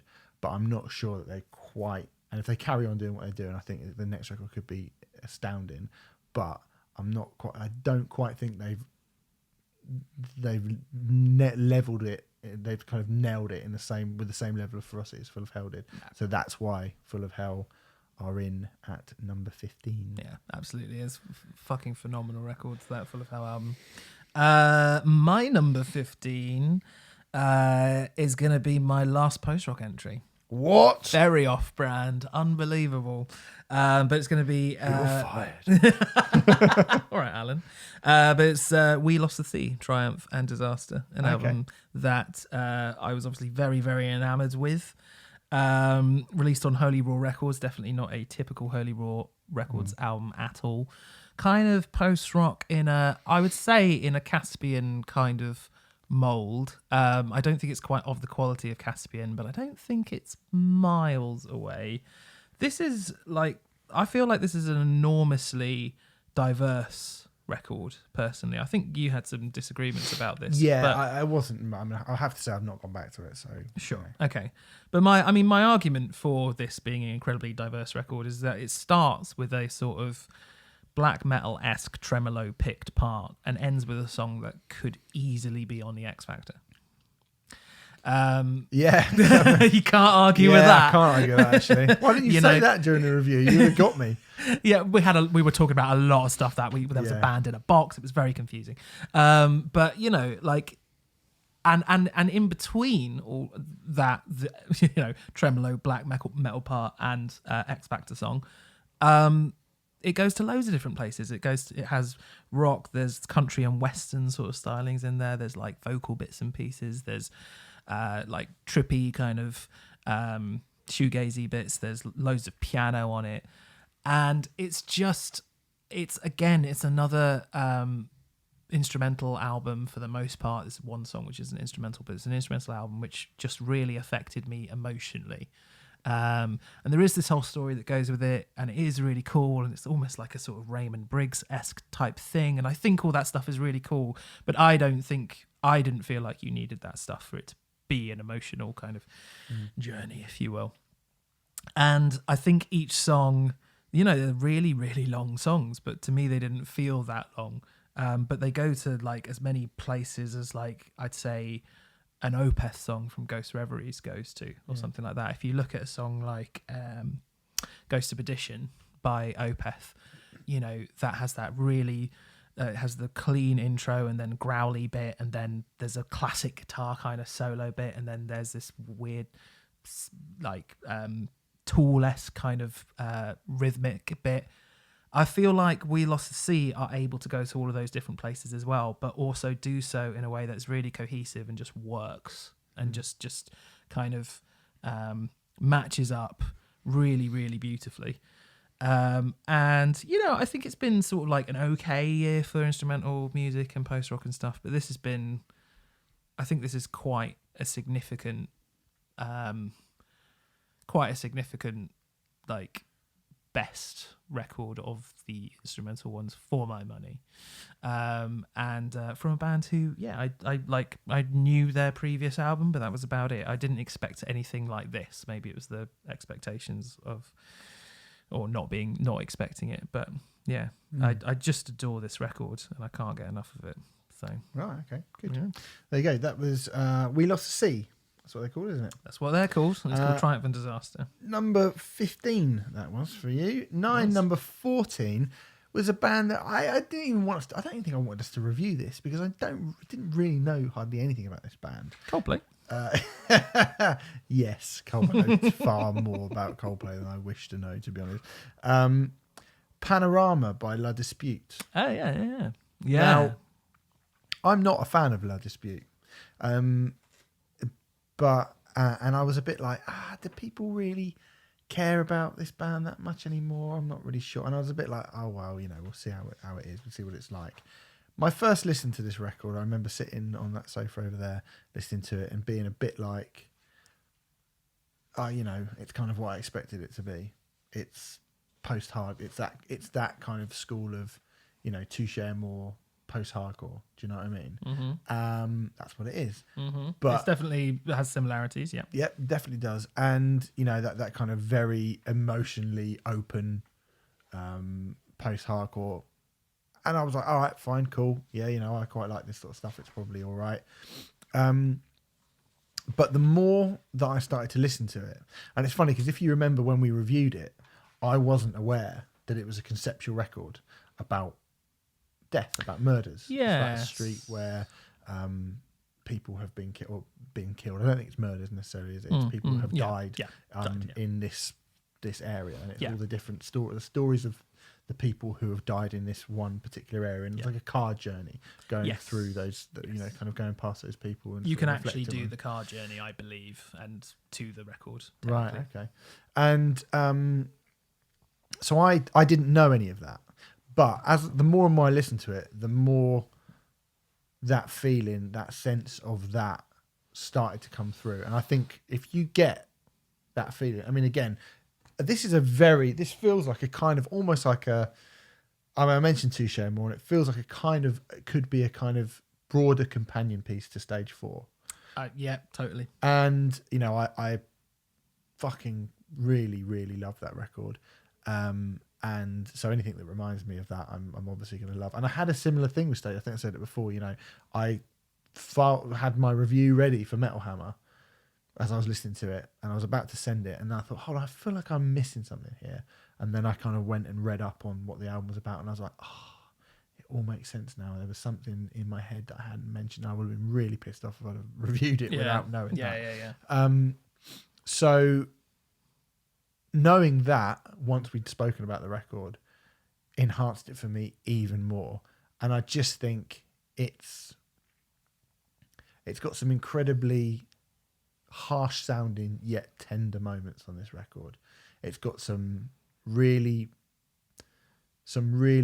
brilliantly brutal parts that feel like really kind of respectful to the memories of these people, whether they be, I mean, I'm still not really sure if they're real people, if they're fictional, or kind of what. I think they're kind of, a lot of it's imagined, isn't it? I think a lot of it is kind of imagined don't remember stories, rather than, I think there's kind of, from what I understand about it, there's a sort of semblance of it being about real people, but not necessarily their real actual stories, if that makes any kind of sense. Okay. But I think that's a very, very difficult thing to be able to pull off when you're a punk band, essentially. And being someone who, I never really listened to Live Dispute. I listened to a couple of songs. I've never listened to an album. And it's ended up being number 14 on a very, very difficult year to get anywhere near my top 20. And when you get to the end, you go, oh my God, that wasn't in there, and that wasn't in there, and that wasn't in there. It's a hard year to get into the top 20, and this is coming at number 14. I think this record's really quite something special in a lot of ways. I find it very, very moving, a record. But on top of that, I think it's brilliantly done as well. The songs are great. The passion that, those bands sort of live and die. A band like Thursday, as good as their music was, they kind of live and die on the vocal performance of Jeff Rickley. Do you know what I mean? That plays such a huge part of those bands crossing over. Mm-hmm. And I think the vocal performance on this is amazing. Like, absolutely amazing. It's one of the best it's one of the best kind of vocal performances on a record this year, I think. And there will be some really good ones coming up, but I would put this like in the same weight category as the very, very best of them. So really good record, this really, really good record, and a very unique record. You don't get records like this come about very much, especially in like quote unquote punk rock. So it really staggered me, this record, as well, because I am not a Lad Dispute fan either, really. I've always kind of thought that I would be, because again, Thursday, Touche Amore, they're kind of in that same sort of family, and I like both those bands. But for whatever reason, I think Rooms of Your House is the one which people kind of point to as like the classic. And I listened to that, and then I listened to another one, and I just wasn't getting it. I just wasn't into it at all. And I did suggest we do it, but just as a kind of, I feel like we should have covered it, And I was really pleasantly surprised at how much I adored the record. The only reason it's not in mine is because I haven't. It stayed with me for a few months, and then it kind of drifted away, and I went back to it, and I was like, this is obviously very, very good, but I just admire it massively. But I think it's a brilliant record and should be talked about, and it is going to be one of those records which people don't talk about very often, because it's just like the fifth or sixth album in a band's discography. But it is excellent. It's a fantastic, really fantastic record. My number 14 is, we covered this on a catch-up just a couple of weeks ago, is the second album for Canadian post-black metalers Numenorian. Good. Adore. I've just, I've confessed quite a lot on this show that I'm not like a massive black metal guy. I dip my toe in from time to time, and I don't want to like say the wrong thing here or anything like that, but there's a lot of black metal so rarely makes me feel kind of emotional. And when I say emotional, I mean like almost upset, I suppose, or makes me teary, But this record somehow manages to hit a nerve that the most beautiful kind of Nick Cave records could hit, for example. Particularly in the sort of slower moments, but also in the sort of faster, more black metal orientated moments as well. And I think you said in the review actually that there's like as much of The Cure in this as there is, say, I can't remember what the black metal band you said, but maybe Dark Throne or something like that. Maybe Dark Throne's a bad example, I don't know. But that it's doesn't feel like a cult black metal album at all. But then I don't feel like that's the kind of thing that, well, you like a little bit of that kind of stuff. I very rarely go to that kind of true black metal kind of stuff. But it's just a very kind of, it feels very, very progressive. It feels like it could go, at one moment it's blast beats and all screams and all up in your face. And then the next it's like an acoustic guitar with a beautiful Cure-esque delayed guitar line over the top, you know. It goes to so many places, and it's so vulnerable in places. I can't think of many. Again, I'm not an expert in the field, but I don't know many black metal albums which will be this vulnerable. Yeah. When you've got a song like Stay, which is just a really simple, like almost lullaby-ic kind of song, and it's just stay with me one more night kind of thing. That's the lyric hook for it. I mean, Jonah Matranga has done lyric hooks like that. Yeah. We've described Jonah affectionately as a man who is constantly crying. You know, or rather, you have. Yeah, who looks like he's on the verge of tears all the time. Yeah, yeah, I did. But you know, but like, and that is affectionate. But like, I think it has the same kind of level of emotion for me. This Numenorian record. I've been practicing so hard for the Numenorian. I haven't even attempted to say it. But I agree. Like, I this is one of the ones that I think it came in a little bit too late for me to get. Yeah. Well, annoyingly, it came out in April, but we missed it, and then we did on a catch up. Yeah. Or it came in too late to my ears, as I should have said. Yeah. But yeah, I agree. Like, fucking great. Same with Smash, really. Like, I was debating about because again, you know, we kind of talked about it's not really been a great year for metal, and then you know, this has happened, and also, I mean, we didn't do it, but the Blood Incantation record that everyone's been banging on about. Yeah, a lot of people are banging on about that, and I'm totally not sure you'll be missed that fussed about it, to be honest. No, well, we'll see. Good. It's really good. I should listen to it though. Yeah. Oh, did you? I should listen to it. Oh, you should. Oh, right. Okay. Yeah. I did listen to it. Yeah, it's well good. Okay. But again, just sort of a bit too. I feel like a lot of the kind of good, real shit hot heavy stuff kind of came into my ears quite late on a day. Like I thought, you know, I was up to kind of yesterday. I was still like, oh, that Smash album, I think is going to make it in there. I think it is going to make it in there, and it just didn't quite get in there, which makes me think it's not quite as good as the Satanist. Yeah, I've had a lot of flack from people about that, so thanks very much, guys. I think absurd thing to say. Do you know what I think I should have said in that review?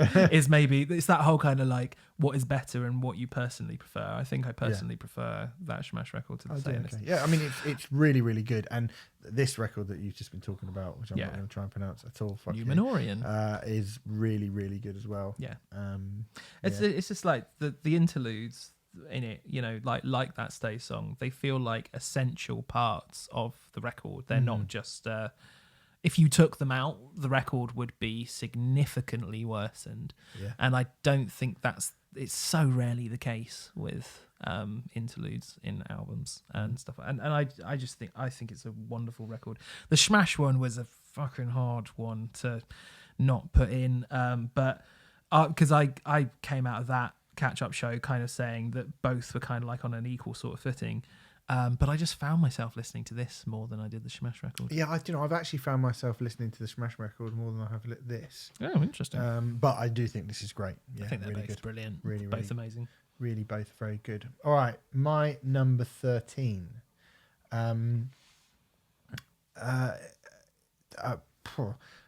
Sometimes an album comes along and it just comes along at absolutely the right time.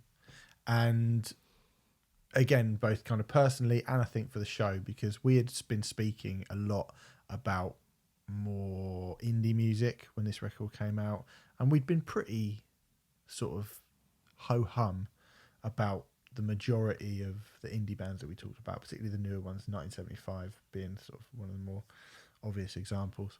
You know, I hadn't really liked the Bon Iver that we'd spoken about. So I was like, I think we should cover The National. But I didn't necessarily think I was going to love it. I was hoping, you know, I'd go, yeah, we should cover The National. I think they're meant to be pretty good.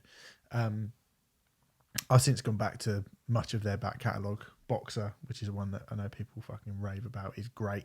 You know, they've done some really good albums, and it feels like people haven't been that mad on I'm Easy to Find. Maybe it's just because maybe it's just because it's the first one that I've really heard, or maybe it's just because there's so much of this which is about the journey of a life and the ups and downs that you know that journey takes, and maybe because I've been thinking a lot about this year, I spent a lot of time thinking about my childhood and my upbringing and those sort of things, to be honest,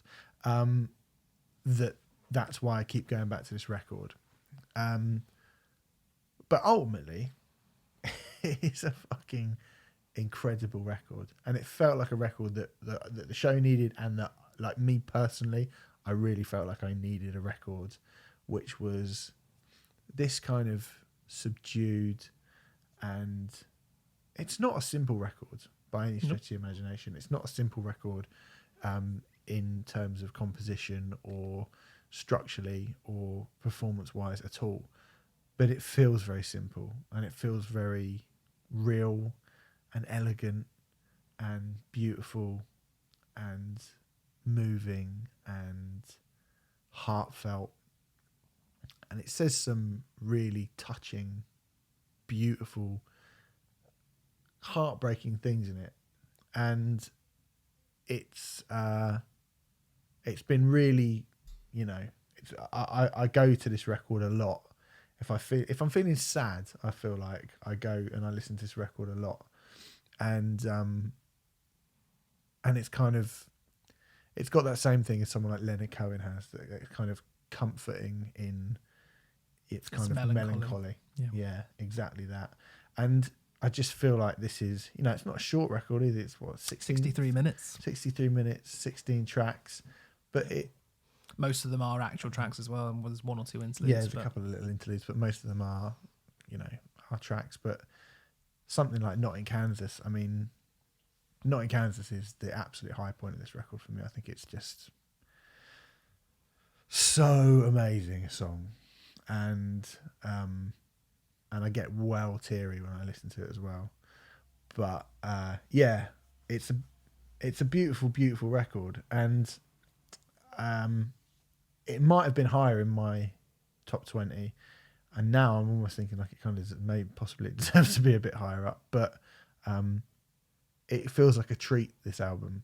It feels like it's some albums sort of change the molecules in the room and change the mood of the room, and some records you need to be in the right frame of mind to listen to that, and I feel like this for me is the latter of that, whereas when I sit down and listen to it, I need to really want to listen to it, which is maybe why it's not as high up, but I do think it's absolutely brilliant. Everything from here on in, this is the point, I think, where this switches from being a really, really, like some really, really great records to just like proper incredible music from now on. This is the sort of, and this is the turning point, I think. So yeah, that's I Am Easy to Find by The National at my number 13. Quick deviation, it's not quite the word, but compared to The National's previous records that you've been going in on now, do you feel, is it your personal favourite National record? I think it is, and that's probably just because it's the first one that I've heard. Yes.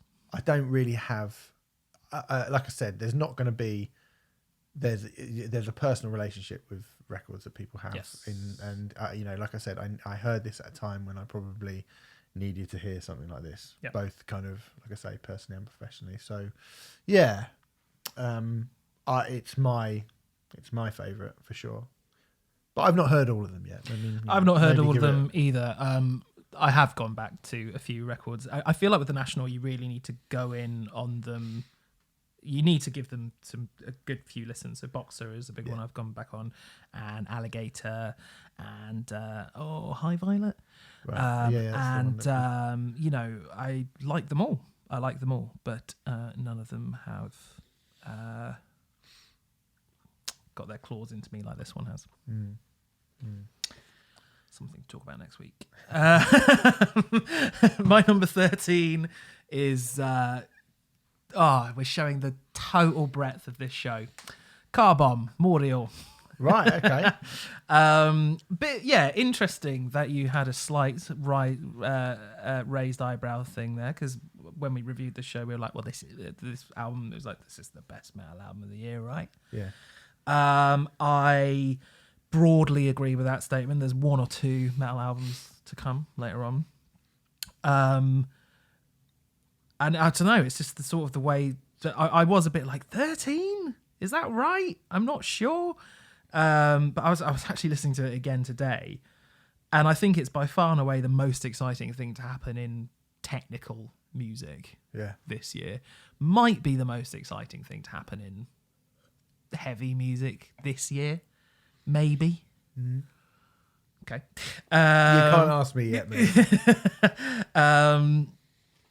And I think it's very sort of, I don't think it would be obvious without having listened to it, but once I heard that Greg Kabacki, who's been on the show before, he did the majority of the writing on the record, and he started writing it whilst they were touring with Gojira around Europe for like 2 months.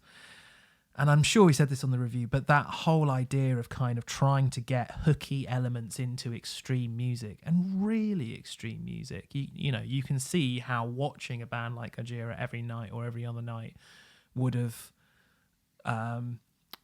sort of slipped its way by osmosis into the writing of this album. To be super clear, this album does not sound like a Gojira record. No, I don't think so.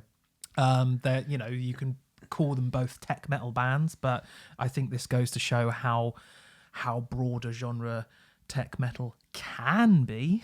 Yeah, for sure. Yeah, I mean, most of the time it fucking isn't, but it can be really broad if you want it to be. And I think this record is surprisingly broad, and from a band who I have always had a massive amount of admiration for, because they're one of those bands who I listen to and my jaw hits the floor, and certainly as a kind of musician I'm like, how the fuck are you doing that?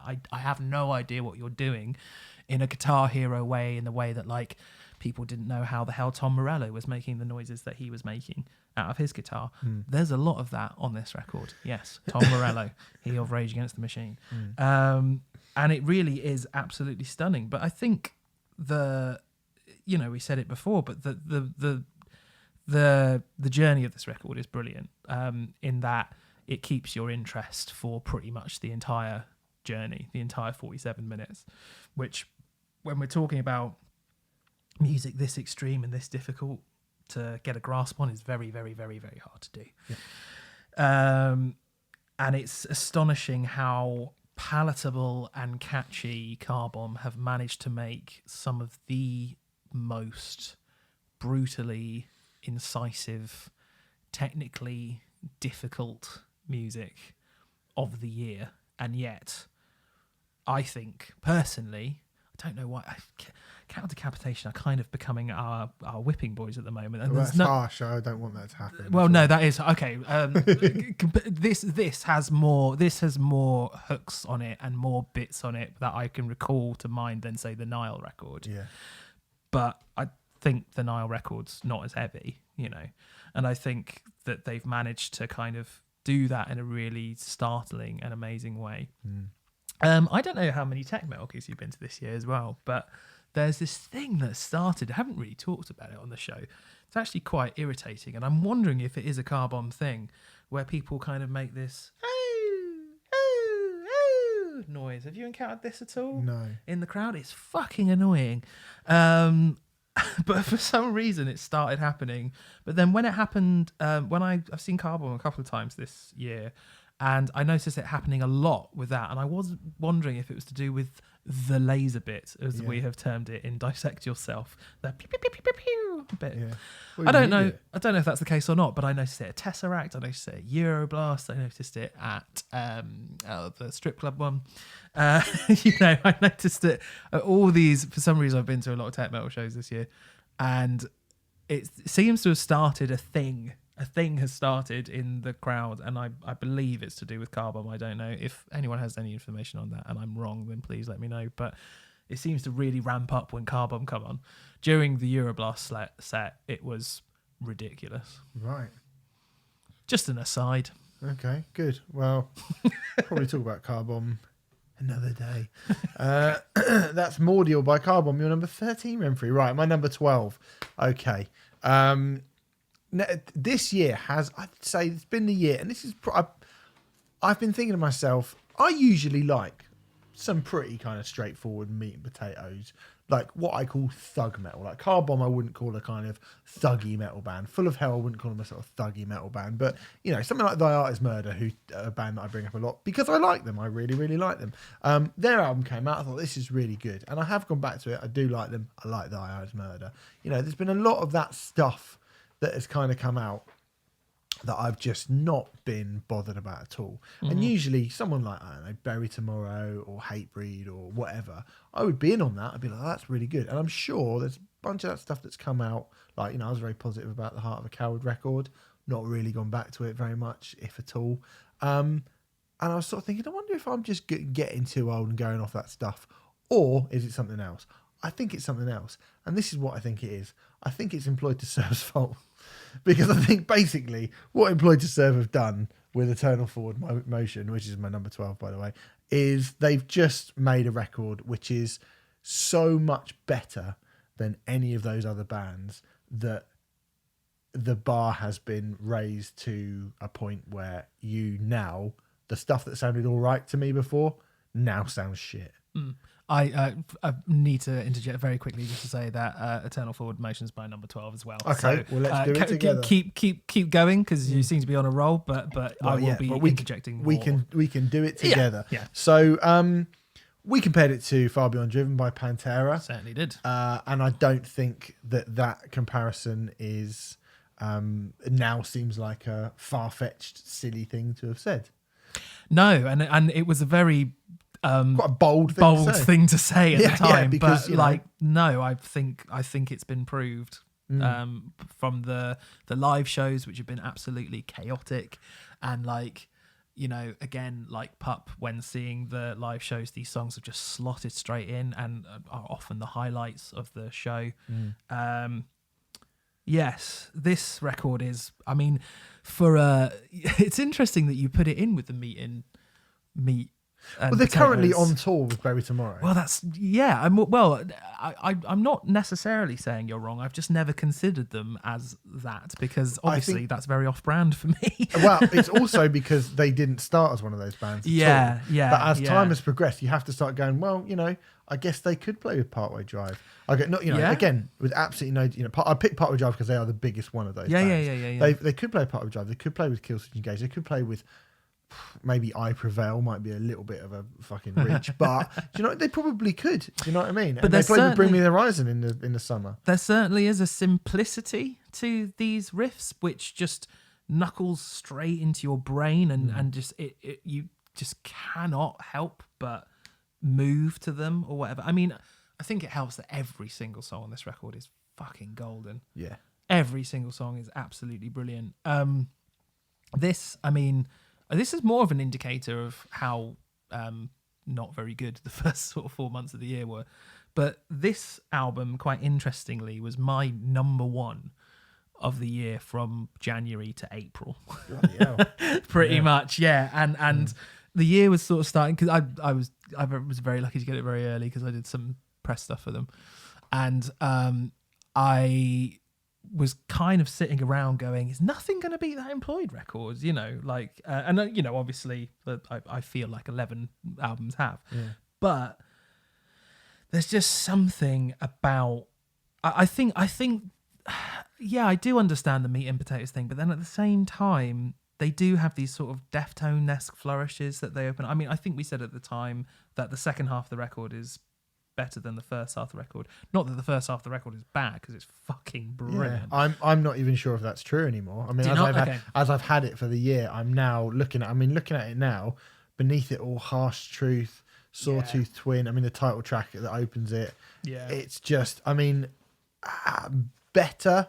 Well, it's the more experimental half of the record. I think maybe I prefer it. More. Yeah, you prefer it more experimental, but I think actually maybe sort of when you say about knuckling right deep into your fucking skull and it be like they can do that as well as anyone, and that isn't an easy. It's again what we were saying about Ginger and what we were saying about Bob Mould and about Nervous, about writing really good. It's not easy writing really good songs. It's not easy to write incredibly just instantaneous yet crushing metal. That's not an easy thing to do. Especially when it feels like it's all been done before as well. Exactly, yeah. And if it was, everybody would be doing it, and they're not. And that's why I think Employed to Serve stand out so much. And yeah, like you say, when you get to like Ode Zero towards the end of the record, I mean, it's just... Is it Reality Filters, one of the ones towards the end as well? That's a fucking amazing song. I think my favourite song still remains, and you didn't feel this when we were doing the review, but the last song on the record, which is, you know, totally not typical of Employed to Serve, but it just excites me because it makes me go, oh, brilliant, you can do that as well, and you could potentially go in that direction or something somewhere along those lines. I remember describing it as a Minerva type song, as in Deftones' Minerva, which is very high praise because Minerva is one of their best songs. But I think that's really, really exciting in a record which, let's face it, and I don't necessarily mean this as a slight, but it wasn't a massive sort of stylistic jump from Warmth of a Dying Sun to this record. No, I just feel like the intensity and almost, dare I say it, I don't use simplicity, but the instantaneous nature of it, that has increased. Well, I would call it a refinement. Yeah, and again, I believe I use the analogy of Warmth of a Dying Sun feels like Ride the Lightning to this Master of Puppets. You know, there isn't a massive stylistic difference between Ride the Lightning and Master of Puppets, really. No. But Master of Puppets for me shades it because it's just everything about Ride the Lightning, but just a shade better, I feel. Do you agree? It's a different conversation, but yeah. Oh yeah, no, sure. I mean, it is, but I think that's how a lot of people would view it. Yeah, I think the majority, that it works as an analogy because most people think that. Ride the Lightning definitely has its fans. Sure. Fuck me, it has its fans, and it's a brilliant record. And Warmth of the Dying Sun's a brilliant record. But that's why I see it as that analogy. But do you agree with that? Do you understand what you understand? I understand it. I mean, I actually think I feel like there's plenty more gas in the tank for what they do in the first sort of 6 songs of the record. Right. Okay. I actually do. If they came back, I'm not saying they should, but were they to come back and write 10 more of them, and then I would probably go, yeah, you're allowed to write one that kind of sounds like the last one, because if they're going to be this good, yeah, why not? I mean, I don't think they will do that, and I hope they don't do that. Yeah. But you know, I think they're probably too good to do that. Yeah. Yeah. But were they? But they've got to a point where I'm like, you got me. The gloves are off. Yeah, they can do anything now. Yeah. And that's really fucking exciting. You know? Yeah. That's really, really fucking exciting. So there you go.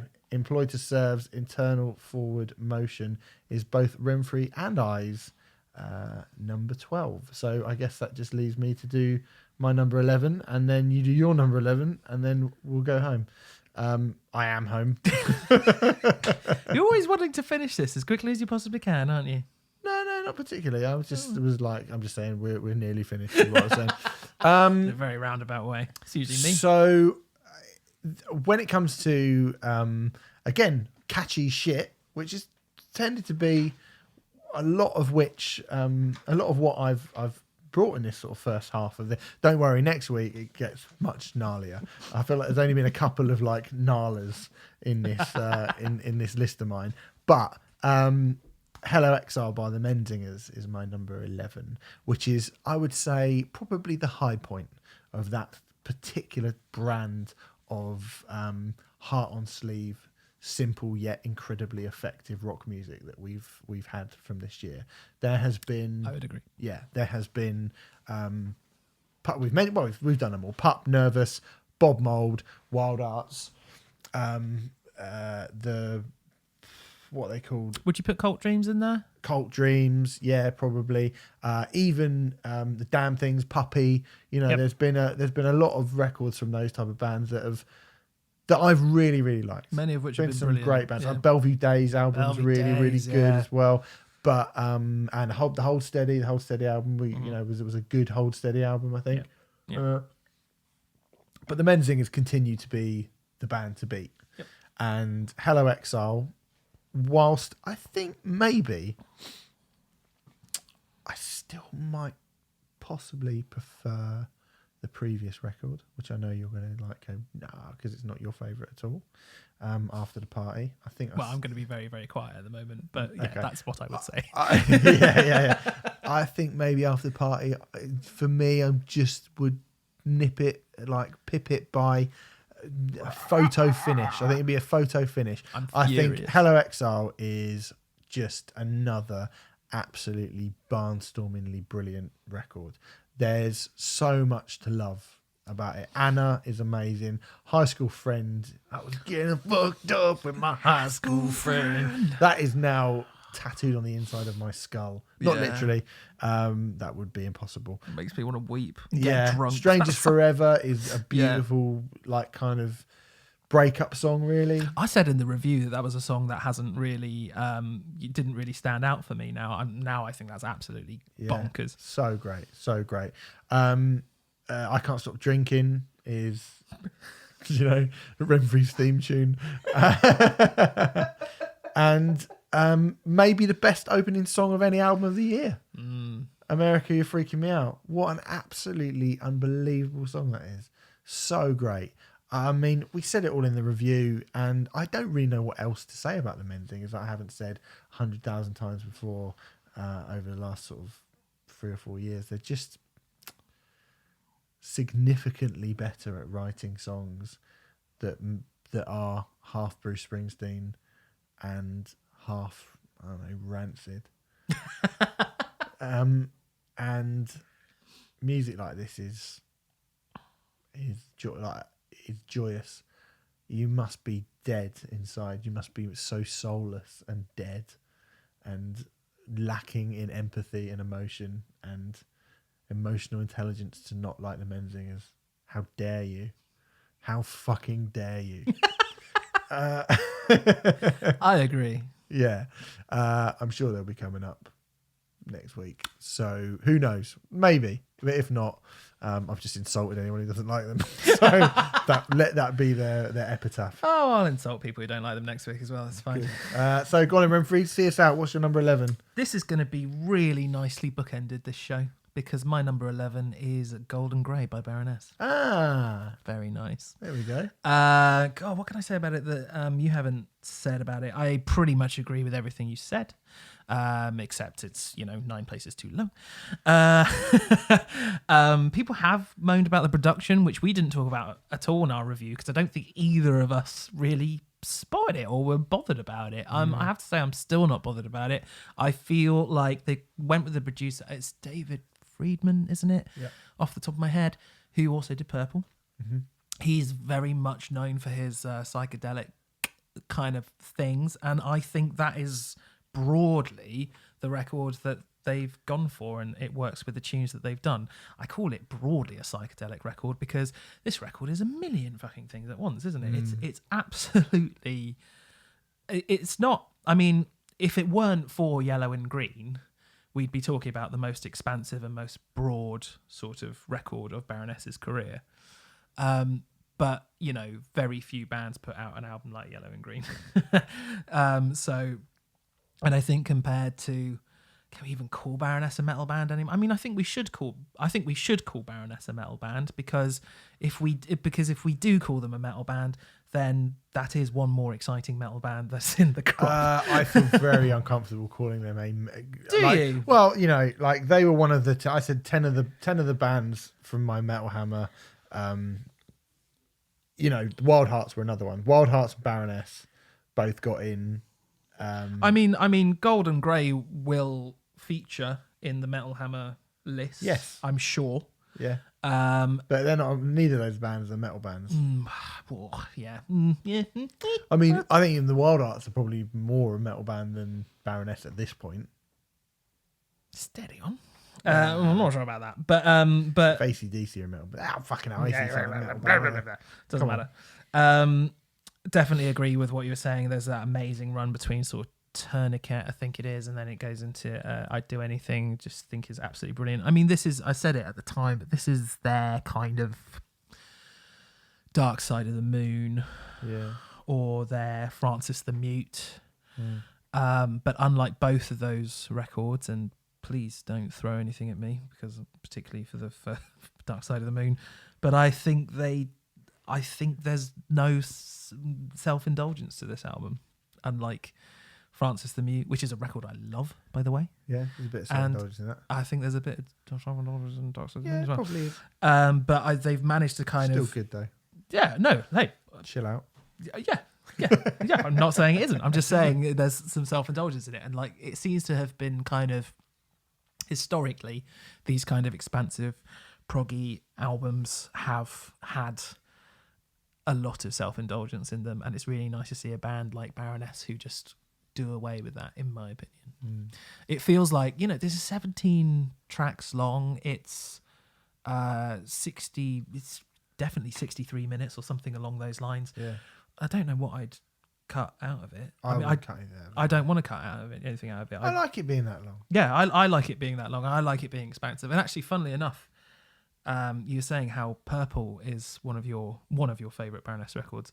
Purple is actually my least favourite because it feels too slight. I think it has some of the best Baroness moments on it. Chlorine and Wine, you can't fuck with. Shock Me, you certainly can't fuck with Shock Me. But every time it ends, I want more, which is debatably a good thing.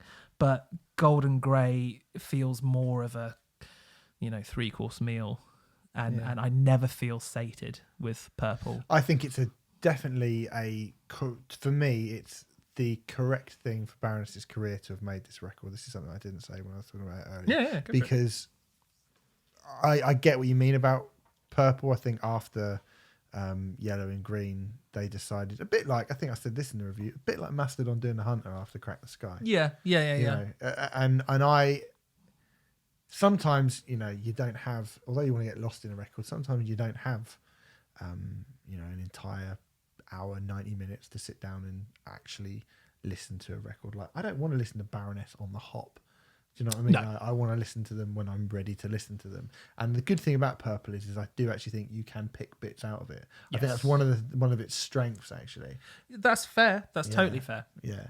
So I think it was an intelligent decision to make Purple off the back of such a broad and challenging record, a double album. Lest we forget, and well, as is this, and then to kind of come back. Yeah, I think it is. It is a double album. Conceptually, it's meant to be. I mean, yeah. I don't know. One thing I will say is I don't know where the split's meant to be. Have you got a vinyl? No, I don't. Okay, because that will tell you. Lovely so have stuff. a little look after I will. we finished. I don't do it now. But yeah, to come back with something which I think again is very different from what they've just done is what good bands do, isn't it?